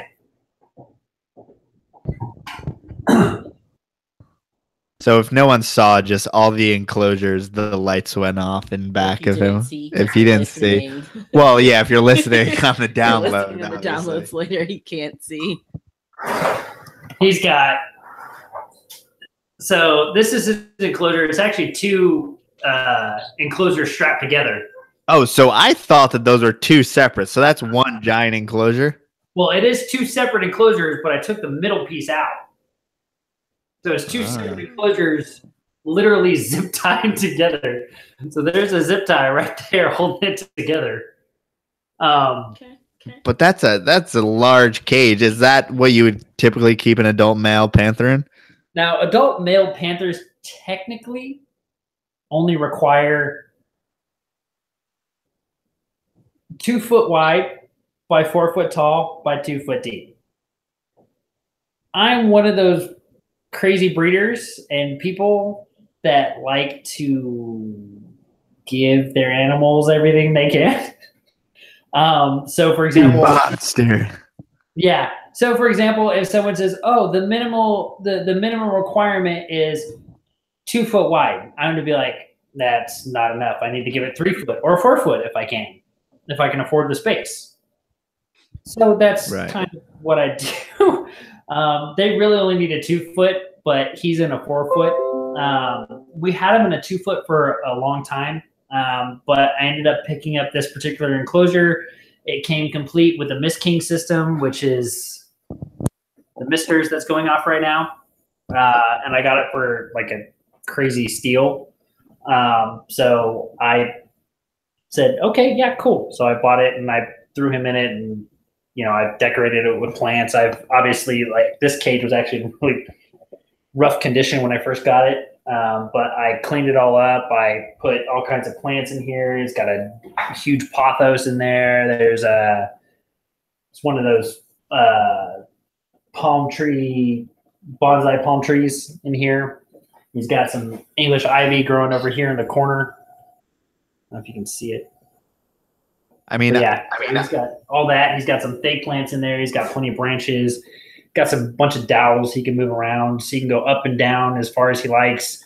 I even catch him sleeping somewhere down on this bottom spot. So this is about roughly 1.5 feet away from the bottom of the enclosure. And he sleeps down there sometimes too. And there's also times he'll sleep in that top back corner over there. Or there's times he will actually crawl into the back of the pothos plant there. And he'll sleep there. So, I mean, he's utilizing every inch of that enclosure. Absolutely. I mean, if you think about it, in the wild, they have tree to tree to tree to tree to move around. And they probably don't move as much as what we think they do, but they probably utilize every inch of that tree that they're on at that specific moment. They probably go up and down and up and down and up and down that tree. And they utilize from every inch of that branch. I mean, if you give them the space, they'll use it. And eventually my plan is so here's the reptile or the snake enclosures. And in that top corner up there, I'm going to put this particular pothos plant up there, and I'm just going to let it grow down this huge corner here. And I'm going to hang some rope, and I'm going to go all the way to his enclosure, and I'm going to probably hang another pothos plant in that corner over there, and I'm going to give him a free range space. Holy shit. Yeah, well, Pretty much around the entire reptile room. And again, my goal is once he passes, I'm going to get a Mellorai. And so the Mellorai is going to need all that space. And he can go from, again, one corner of the room to the reptile cage where he's got lighting. I'll probably put some kind of lighting up here somewhere. Some nice UVB lighting. It's going to be, basically and I'm working on doing a custom built enclosure for him too. So he doesn't have to deal with this, strapped together, excuse the term, but the rigged cage. I was going to say something else, but I decided not to. But yeah, I'm going to basically build him a really nice enclosure. It's going to be stained and it's going to be super clean looking, and I'm super stoked for it. I'm just taking my sweet time doing it. I mean, that's a lot of steps. I understand. That's intense. Oh, he's going to get a new lighting system. I found a really nice T5 lighting system through Amazon. It's actually a plant lighting system. And so we actually have one already in our sunroom in the house, where we also have a bunch of different plants. We really enjoy plants, in case you haven't noticed. I kind of like making the house and parts of the house look like a jungle, just because I like it that much. My eventual goal is I'm going to get at least a half sleeve tattoo and get carpet pythons, green trees, and the chameleon in some various shape and form around at least half a sleeve, if not 3/4. If I have to make it 3/4, I will. But it's just one of those things. We love plants, so we have them all over the place. I found this lighting system off Amazon. It's like $80 or $85 to get the setup, and it comes with plant bulbs. But it's a set of 4 bulbs, and they're all T5 high output bulbs. And all I would have to do is replace 2 of those 4 bulbs with the proper UVB reptile bulbs. And so now I have something that will grow plants and give the proper UVB for the chameleon that it needs. And I can make a giant cage that gets full lighting all the way across the cage. And if he wants to, he can get away from it, but he can go deeper into the cage and get underneath the foliage of the plants, as well as he can hide out underneath the different plants as well to hide out and to collect more humidity. Obviously, you're going to have the plants in there. So as the water is dripping down the plants and dripping down into the soil, and then you've got like the holes and stuff in the bottom of the planter box that's going to drip out water. So that's just extra humidity right there. So they will find humidity pockets and they will gravitate towards those if they feel that that's what they need. That's so awesome. I'll tell you a secret. I want to do that with Amazon tree boas. I want to have like actual plants and like make a big viv with fucking like a pair of Amazons. Yeah, that's definitely or a emeralds. secret. You didn't tell It's me a that secret. plan. But I'm just saying that would be awesome. I'm just saying, do it. There's nothing that says that we can't keep these animals more natural. She says. There's nothing that says we can't keep these animals more naturalistic than what we already do. Now, I'm not necessarily a naturalistic keeper because we don't necessarily know the soil and things that the plants are planted in and the bugs or anything microbacterial or micro size that we can't see can and cannot affect their immune system. It might affect it in a positive way. You never know. It could be one of those things where it's like, yeah, my body's not used to this, but at the same time, I'm still being kept in all the other proper conditions that my body can become used to it. It might take time, no different than the humans. If I live in South Texas and I'm not used to it freezing, then yeah, when it drops to 20 degrees, I would be like, damn, it's fucking cold. I'm going to get sick right now. Also, keep in mind, I don't have a spleen. I'm already immunocompromised because I don't have a spleen. I had an accident many, many years ago. I was riding an ATV in Southern California. I got T-boned by a dirt bike. I broke 4 ribs, punctured my lung, ruptured my spleen. Had to have the spleen emergency removed. Yeah, don't make that face. It's fine. Okay. This was well over 10 years ago. He threw that thing out long ago. He's just whatever. Fuck you, spleen. Not a spleen. Well, and that's the funny thing was when I left the hospital, the doctors were like, you have to get pneumococcal vaccine. They gave me the vaccine before I left the hospital. They said you have to get it a year after today and every 3 years after that. You have to go get a flu shot every single year. Which everyone should do. At least a flu shot period. Guess what? What? Since the day I left the hospital, I have never gotten another vaccination. Not one. Have you gotten a flu shot? Nope. You're not an anti-vaxxer, are you? I'm not an anti-vaxxer, so to speak, but I don't believe in the flu shot. And I will tell you this. For me, I get sick either way. Usually the flu shot kind of gets me a little sick. I will catch the cold semi-frequently.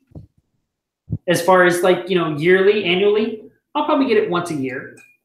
But I also have allergies. And moving from the desert area of Southern California to South Texas, where we have a whole shit ton of trees of all different kinds, has been a little rough.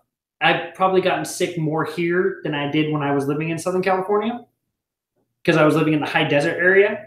But at the same time, I still get sick literally a quarter as often as even the people I work around. I will literally watch viruses and cold bugs and other kinds of illnesses go rampant through my restaurant. For example, the flu bug this year was really, really bad. I never caught the flu. It's still flu season. It's still there's still time. Bring it. But again, I have a son. I've had a son my whole life since this happened. So my immune system is well taken care of. It's used to getting this kind of exercise and workout because I'm constantly exposed to so many different things. But have you been tested for Nido? Am I going to have to swab you? Wait, what are you going to swab me with? Hold on. I'm gonna hold you down and swab your mouth for Nido. That depends on what you're swabbing my mouth with, okay? Are we talking about the 69 thing, or is this going back to the episode? That's Evan. That's not me. That has nothing to do with me. That's between you and Evan. I wasn't sure if you were trying to move in before Evan got to me. I've been to Evan's house, so I know where he lives, which kind of scares me now. That's why we do this over Hangouts now and not in person, you know? Yeah, I wouldn't want to give you the flu. I was gonna go somewhere with that, but I'm gonna cut it off. At this point, we just kind of this is where we're not sober anymore, but goes off into other realms. I'm on my third drink. Where are you at? Well, these must be a little bit lighter than we're used to. This is 5.6%. I've only had one beer because it. I think I've had 3, but usually we have like a little bit. Our other ones were 7.4, and sometimes I'm left alone, and sometimes I drink like a 6-pack, which in 2 hours is too much. Higher gravity shit, but okay.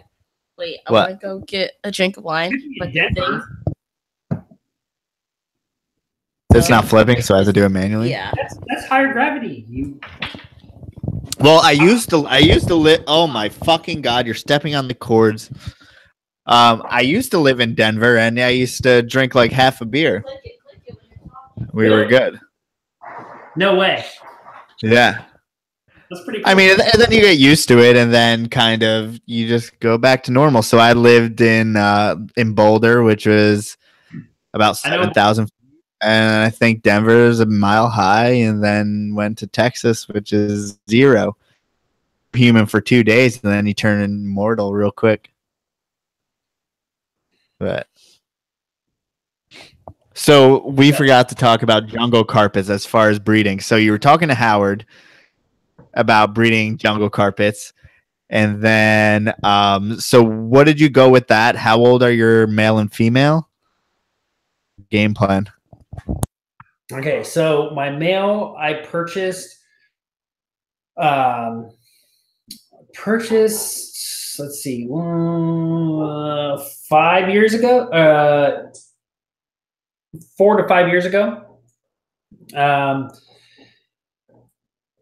Purchased him from a breeder. He's got really good genetics. He is his stepbrother, I guess. He's from same female, different male. So I guess half brother. Does have an ocelot gene and looks absolutely fantastic. Like spreading or from a jungle, like some type of ocelotting pattern from a jungle. Yeah, it's from a jungle jag pairing.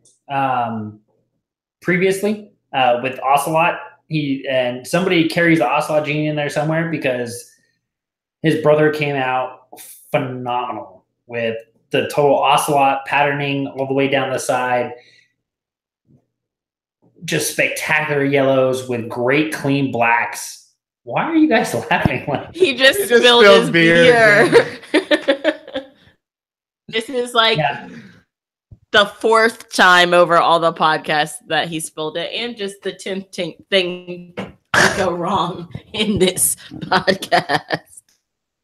Well, it is the 5-0 podcast, so 50th. So, anyways, as far as my female goes, or my supposed female, she's from unknown lineage. She is probably pushing, from at least the time I've had her. I've had her for about 5 years now. So either way, she's going to be old enough. She's also a lot bigger than the male is. The male, when I purchased him, was 2 years old. And he was kept very, very small. Like, very, very small. He was tiny when I first got him. But he's doing really well. He's beefed up some size. I actually held him off on breeding for a while, simply because, sorry, I'm turning the lights back on. I held him off on breeding for a while simply because I was afraid he wasn't up to size and he wasn't going to be able to do the job. But he's doing really, really well. He's beefed up the size. Actually, I can pull them out. Now, do you think the other one is bigger because you maybe fed her when you were a younger keeper and you fed more often? Or do you think that it's just a physicality, like she's just going to be bigger because she's potentially a female? She was actually about this size when I got her. So this is Caution, Yeah. the one that's the female, or that I think is the female. To me, when I first saw her, she does have some muddy coloration to her. And when I say muddy, I mean she's got some black scales inside of her yellow scales. But to me, she is literally the jungle carpet python dream, simply because, and I'll explain. So as you can, if she'll sit still for a second. So as you can see from the top half, and again, jungle carpet pythons are not a whole lot different than green trees. They are much more active when you get them out, so they're much harder to get to sit still. But in my case, from every jungle carpet python I've ever worked with, she is just like every other one. She's actually very, very calm. She will tolerate a whole bunch of crap. Like, I'm literally holding her as hard as I can. Well, not as hard as I can, but I'm holding her pretty tightly right now. And her front half is crisp, clean yellows, blacks, nice lines, everything else.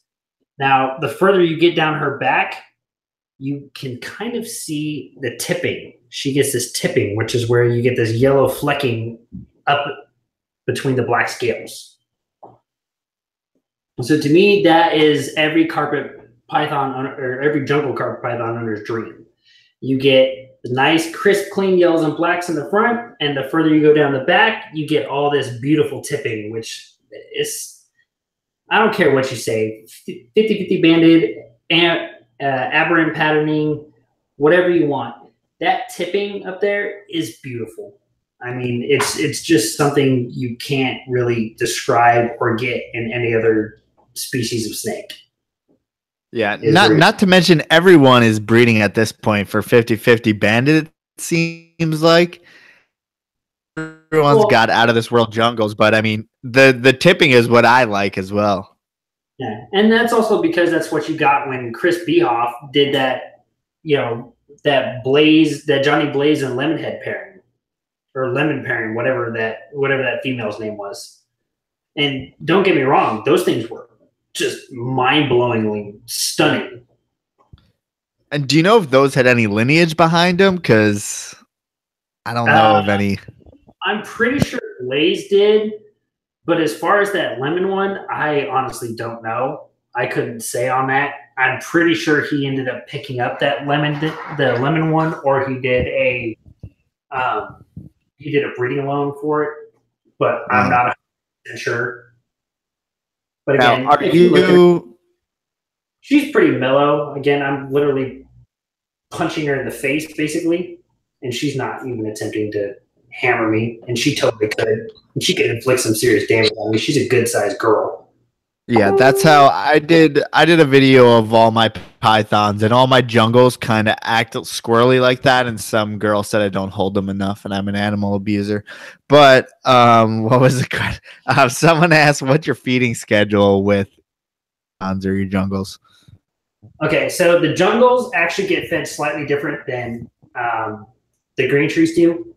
She eats once a month, and she gets fed a small round. That's all she gets. Again, I'm also going to keep her a little bit smaller. She's already, she's a good-sized girl. She's over 2,000 grams. Yeah. So she's a good-sized girl. I'm actually worried that I might have overfed her as well as overfed the male. So she's a good-sized girl already, and if she does happen to be male, I'm fucked, because it would be way too big to be a really good breeder male. Like, this would definitely just wind up being somebody's pet, in which case I would say, fuck that shit, I'm keeping it, because it's everything I love about jungles. It's got aberrant patterning. It's got some nice bands to it at the same time. It's got the nice yellows and blacks.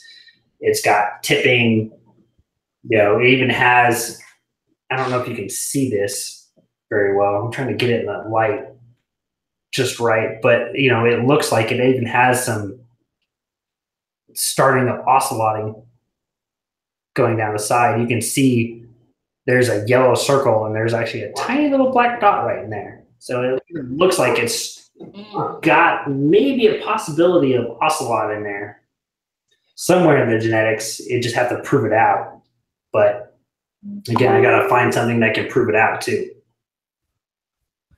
Yeah, I mean, if that was the case, you'd be in the same situation as I am with my male. I love my male, but a guy Gustavo, who actually talks a bunch, he listens to our podcast, listens to Morelia Python Radio, like someone who's legit.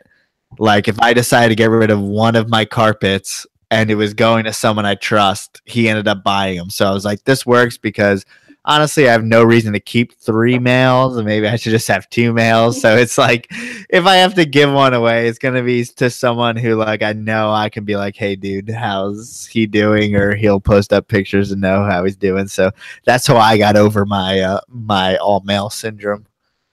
Yeah. And actually, it's funny that you mentioned that because Ian and I go back and forth all the time about Azula.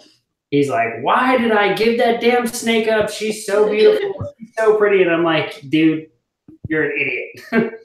I'm like, of course you gave it because you know that all you have to do is be like, hey, let me borrow her for a few months. And I'm going to be like, yeah, sure, go for it. And yeah, it's 1 degree of separation instead of, if you sold them at a show or something, you're never going to see it again. Yeah. And it's like, again, I'm going to keep you updated on how she's doing. The first time, when she got that RI, the first thing I did was, message Ian and be like, hey, Ian, she's showing signs of an RI. I'm getting her into the doctor right away. This is my plan. This is my thought. And he's like, dude, go for it. And I told him, hey, this doctor is not super great, but he's giving her Baytril. I'm going to start her on it, and I'm going to get her to the other vet as soon as I possibly can get her in. And he's like, all right, cool, great.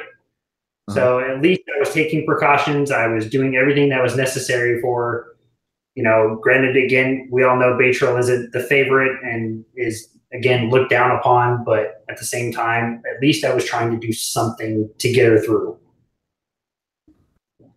I mean, I kind of hate how reptile vets work as far as, you're stabbing in the dark with the antibiotics, and it's always antibiotics, and it's never actual hard science about what you give the snake.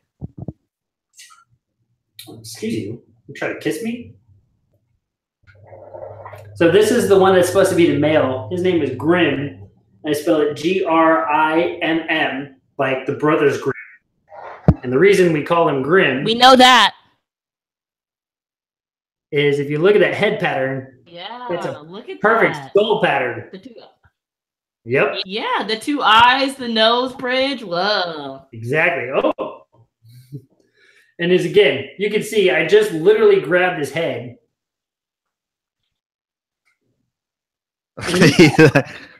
But again, I let him go, and he's totally chill. See, I can't tell the difference between squirrely and about to bite me, because like yours is super squirrely to me, like constantly and that. Okay, I don't like you being squirrely because I feel like I think you're about to bite me. I don't like the squirreliness, but you're totally calm with him. It's all body language, and I can feel the way his body is moving around me too, which helps because he's around my neck, he's around my head, and he's actually kind of choking me out right now. But again, I'm not actually new to jungle carpet python breeding. I've actually kept carpets for over 10 years now, and my first trial did not end very well. Unfortunately, it got cut short due to the fact that I had a really nice male. I had an amazing female. However, I believe she was a coastal jungle mix, although she was sold to me as a jungle. But once she got bigger and she put on some serious size and weight, and again, this was when I was also a younger keeper, and I was doing the typical, oh yeah, let's throw food at it all the time. And I kept throwing her with food, and she got huge. She was probably about before she passed, she was, I guess, about 9.5 foot long. She was about softball. She was probably about this big around. The really nice thing about her was she had a complete and full dorsal stripe. So it literally started, like if it was grim, it literally started right about here and went all the way down her spine, all the way to pretty much this point of her tail. So his vent is right there. His tail is right there. That's how far it went down. And it was complete. There was no breaks in it, nothing. She also had a lot of ocelot pattern in her too. This was back when the ocelot gene was first being discovered. And I actually questioned a lot of people about it because they were talking about the ocelot gene and what makes an ocelot an ocelot. And I was on the NPR chat. I was on all the different Python and carpet Python forums, as well as Facebook groups. And I kept posting pictures of her with her ocelot patterning and saying, well, if this is what makes an ocelot, does this qualify as an ocelot? And nobody would answer me. They wouldn't respond at all. So kind of funny, kind of interesting, but I digress. Unfortunately, her first breeding attempt was with a really, really killer male that had been a proven breeder. Unfortunately, and ironically, she was a percher too. If you gave her a perch, she perched 100% of the time. She also was gravid. Again, kind of one of those things where I threw the male in and was like, all right, just leave her there or leave him there with her. And if they breed, they breed. If not, they don't. And they bred. She actually dropped eggs and everything was going smoothly, except for when she dropped eggs, she dropped them all over the cage. And I was, again, not prepared for it because she didn't do the normal, typical swelling. She swelled up a little bit, but not as much as I was expecting her to. So I came home from work one day and there was eggs all over the cage, in the water bowl, out of the water bowl, from one end of the cage to the other. She finally dropped a very small clutch of pearls where there was probably 4, maybe 5 eggs stuck together. And I was borrowing a buddy's incubator. That was one of the like 4 foot wide igloo boxes that had been turned into an incubator. And I tried that and it worked out okay. Except for the fact that I think I might have got the water mixture wrong for the vermiculite that I was using. And I ended up with a bunch of eggs that kind of went bad, looked like they had mold growth on them, stuff like that. So I ended up ditching that clutch probably before I should have. Mm-hmm. That sucks. I mean, Nick Mutton mentioned on the NPR episode like last week that there's so many banded 50-50 jungles out there, but no one has a really nice line of pure black and yellow, striped jungles. So I think that's something for us to be interested in, because it's somewhere where like not many people are going when they should be.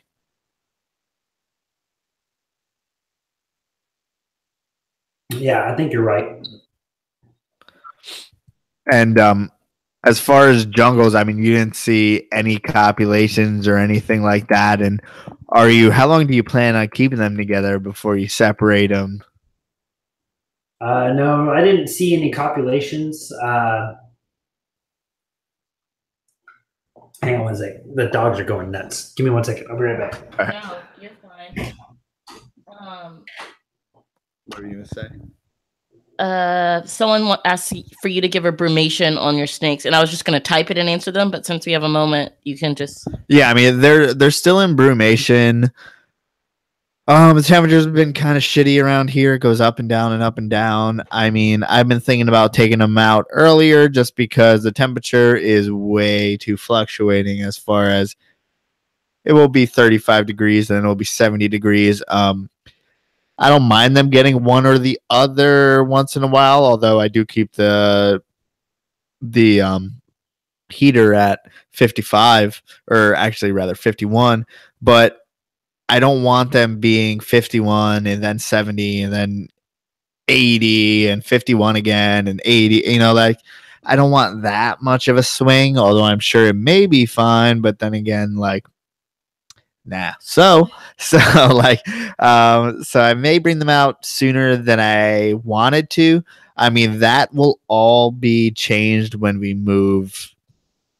I mean, these conditions are honestly a little bit harder to keep stagnant in temperature than would be many others, just because we seem to have winters in spurts. Like, so even no matter how bad the winter is, it seems like we'll still get a couple days. Yeah, like we'll still get 75-degree days randomly. So it's like you trust it to stay a decent temperature. So I kind of want to bring them out, but also, when I bring them out of brumation, that means that I need a lot more mice than I have right now. I don't have any adult mice, so I pretty much have to buy, 50 to 100 adult and small mice To make up for. so that when I take them out of brumation, I can bring them back up to speed and all that stuff to get breeding season going. So there's a few different things to consider before I bring them out of brumation.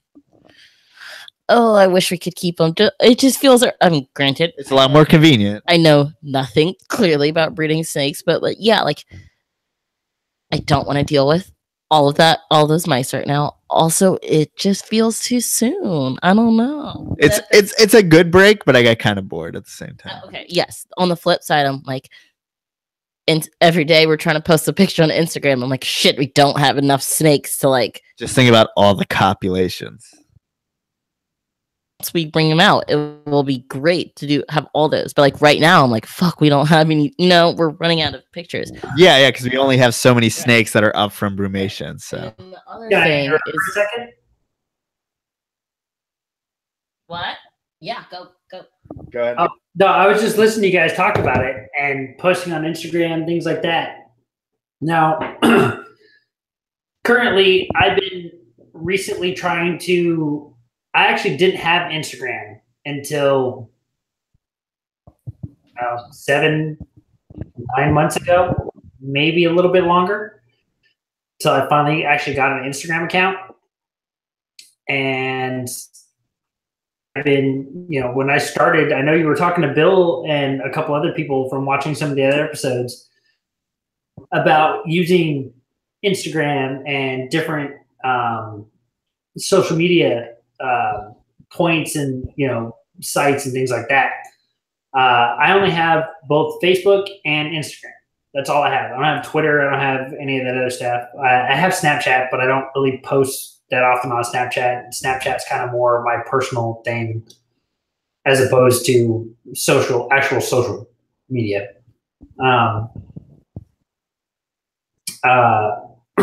being said, as far as snakes go, currently at the moment, I have 1, 2, 3, 4, 5. I have 6 snakes, and I really don't post the leopard geckos at all on my Instagram page. So I have 7 snakes and a chameleon, and I have over 500 followers, which has been more of a recent development. I do have one. My female Mystique is currently out on breeder loan. She has been for a couple months. I'm not going to talk too much about it simply because the person she's out on breeder loan with doesn't really want me to discuss it. Until we'll ask after. It's just until we have something more exciting to actually talk about. She's currently going through quarantine period. She's doing well so far. Nothing, no news is good news as of yet. Yeah. I have talked to the person that she's out on breeder loan with, a couple times since, she went over there.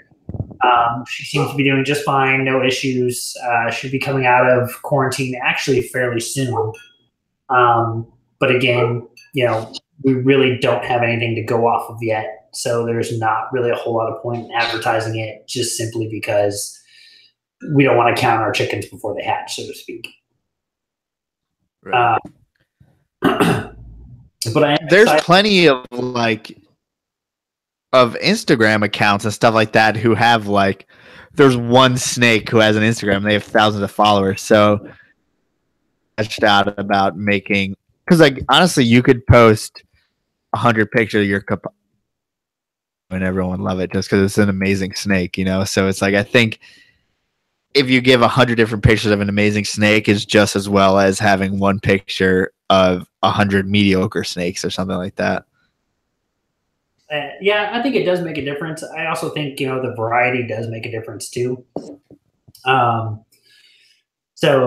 But again, I will notice a substantial difference between the amount of likes I get on one photo versus another photo. So pretty much anytime oddly enough, anytime I post a picture of either my jungle carpets or the Carpondro, I will actually get less likes on those images than I will on any one of my green trees. Azula and Doc Holiday get hands down the most amount of likes anytime I post any picture of them. Mm-hmm. See, I used to we flip flopped as far as it used to be mostly Morelia on our page, and now it's mostly corn snakes. So back in the day, it was Morelia would get all the likes and corn snakes would get none. And then the more we posted corn snakes, all the corn snakes get likes. And now a green tree will get just as many likes as a corn snake. So it's it all evens out. I think you cater your audience towards whatever you post. But someone asked if you plan on getting any carpet/Morelia species, or are you sticking just with jungles and green trees? At the moment, yeah, it's a really hard question. At the moment, at least for this year, until I get my room completely set up the way I want it, which I also think is a factor on why maybe some of my animals didn't go this year. We moved into this house as of April of 2017, and all my breeding attempts were in the fall of 2017. Pretty much most people who breed anything Morelia, especially carpets and green trees, will tell you if you move, you pretty much screwed yourself for that year. Right. But again, I'm still willing to try. I'm still trying to navigate through some things. Again, jungle carpets is not my first time. This is actually the first year I've attempted breeding that I haven't actually even gotten eggs out of anything. But again, I also realized that I just moved earlier this year, as well as the fact that neither one of the two animals have officially been probed in front of me. The male was sold to me as a male from the breeder. But again, mistakes can be made. It happens all the time. Even if it did turn out to be a female and not a male, I wouldn't be mad. I wouldn't blame the breeder. Mistakes happen. It just works. Dude, I mean, we have multiple projects where I've been raising up snakes for 3 to 5 years that I thought were females. I finally found a male from them, and they're both males. So that's a tough I feel, yeah. So I feel your pain if you have all males, because trust me, I've been there before. I think we've all been there before, but we are well over 2 hours. So only 11 minutes over. Oh, so 11 minutes over 2 hours. Late, so we went late and later. But Brandon, can you give out some of your information where people can get I'm drunk. I'm intoxicated. Get in contact with you. I've had 3, but that's I'm not a. I just can't talk. Absolutely. All right, let the man plug himself. Obviously, my Facebook is just Brandon Sanders. No S at the end. It's just SAN. You hate that shit, by the way, if people call you Sanders. I did when I was younger, but I've also grown up with that issue of being called Deion Sanders and Colonel Sanders. So now that I'm older, I really don't give a crap. I'm like, yeah, whatever. Like if somebody says it, like if it's on like my tax return or something like that, I'll be like, no, and there's no S. But other than that, I really don't care. And then again, I'm on Instagram. My Instagram, it's reptiles by Brandon Sander. Again, you can probably find me pretty easily. My profile picture is of myself and my family because that's what comes first. But obviously, if you click on it, you'll see my logo, the different snakes, some pictures of the different animals I keep all on my cover photo, as well as, again, my Instagram. My Instagram profile picture is my logo. So it should be fairly easy to find me. It's actually pretty simple. It's a picture of a green tree python, on a branch, some blue coloring to it. Actually, if you give me a second, I can pull up a picture of it. Oh.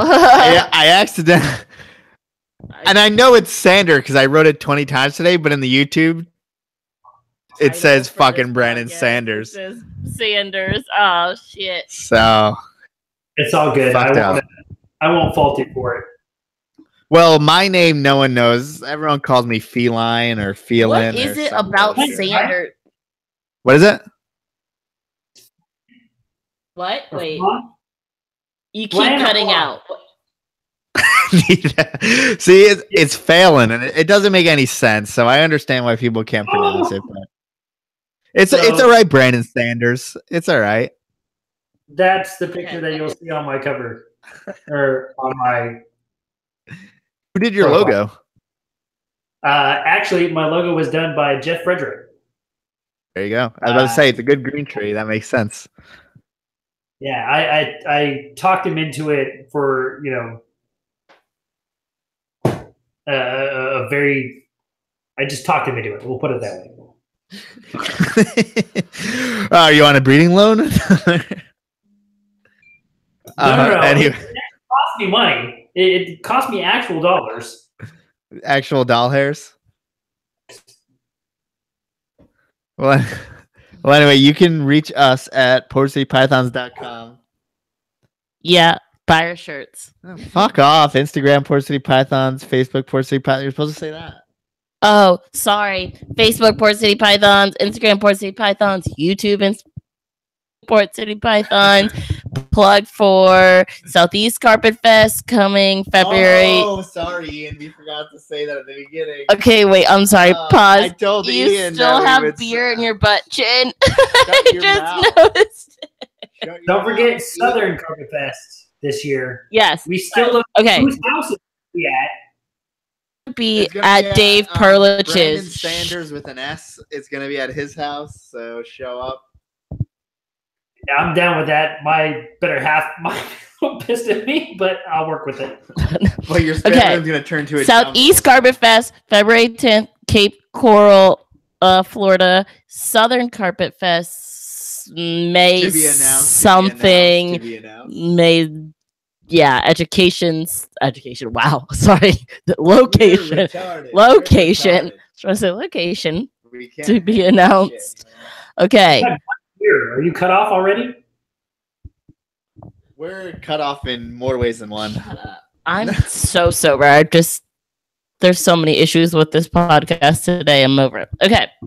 Everyone for watching. Hey. Next time will be exciting 51. Hey, 51. Doing this for almost a year. 1 year. Okay. Yeah. The crowd goes fucking wild. I had to think about how many weeks were in a year for a second. God damn it. Okay. Later, guys.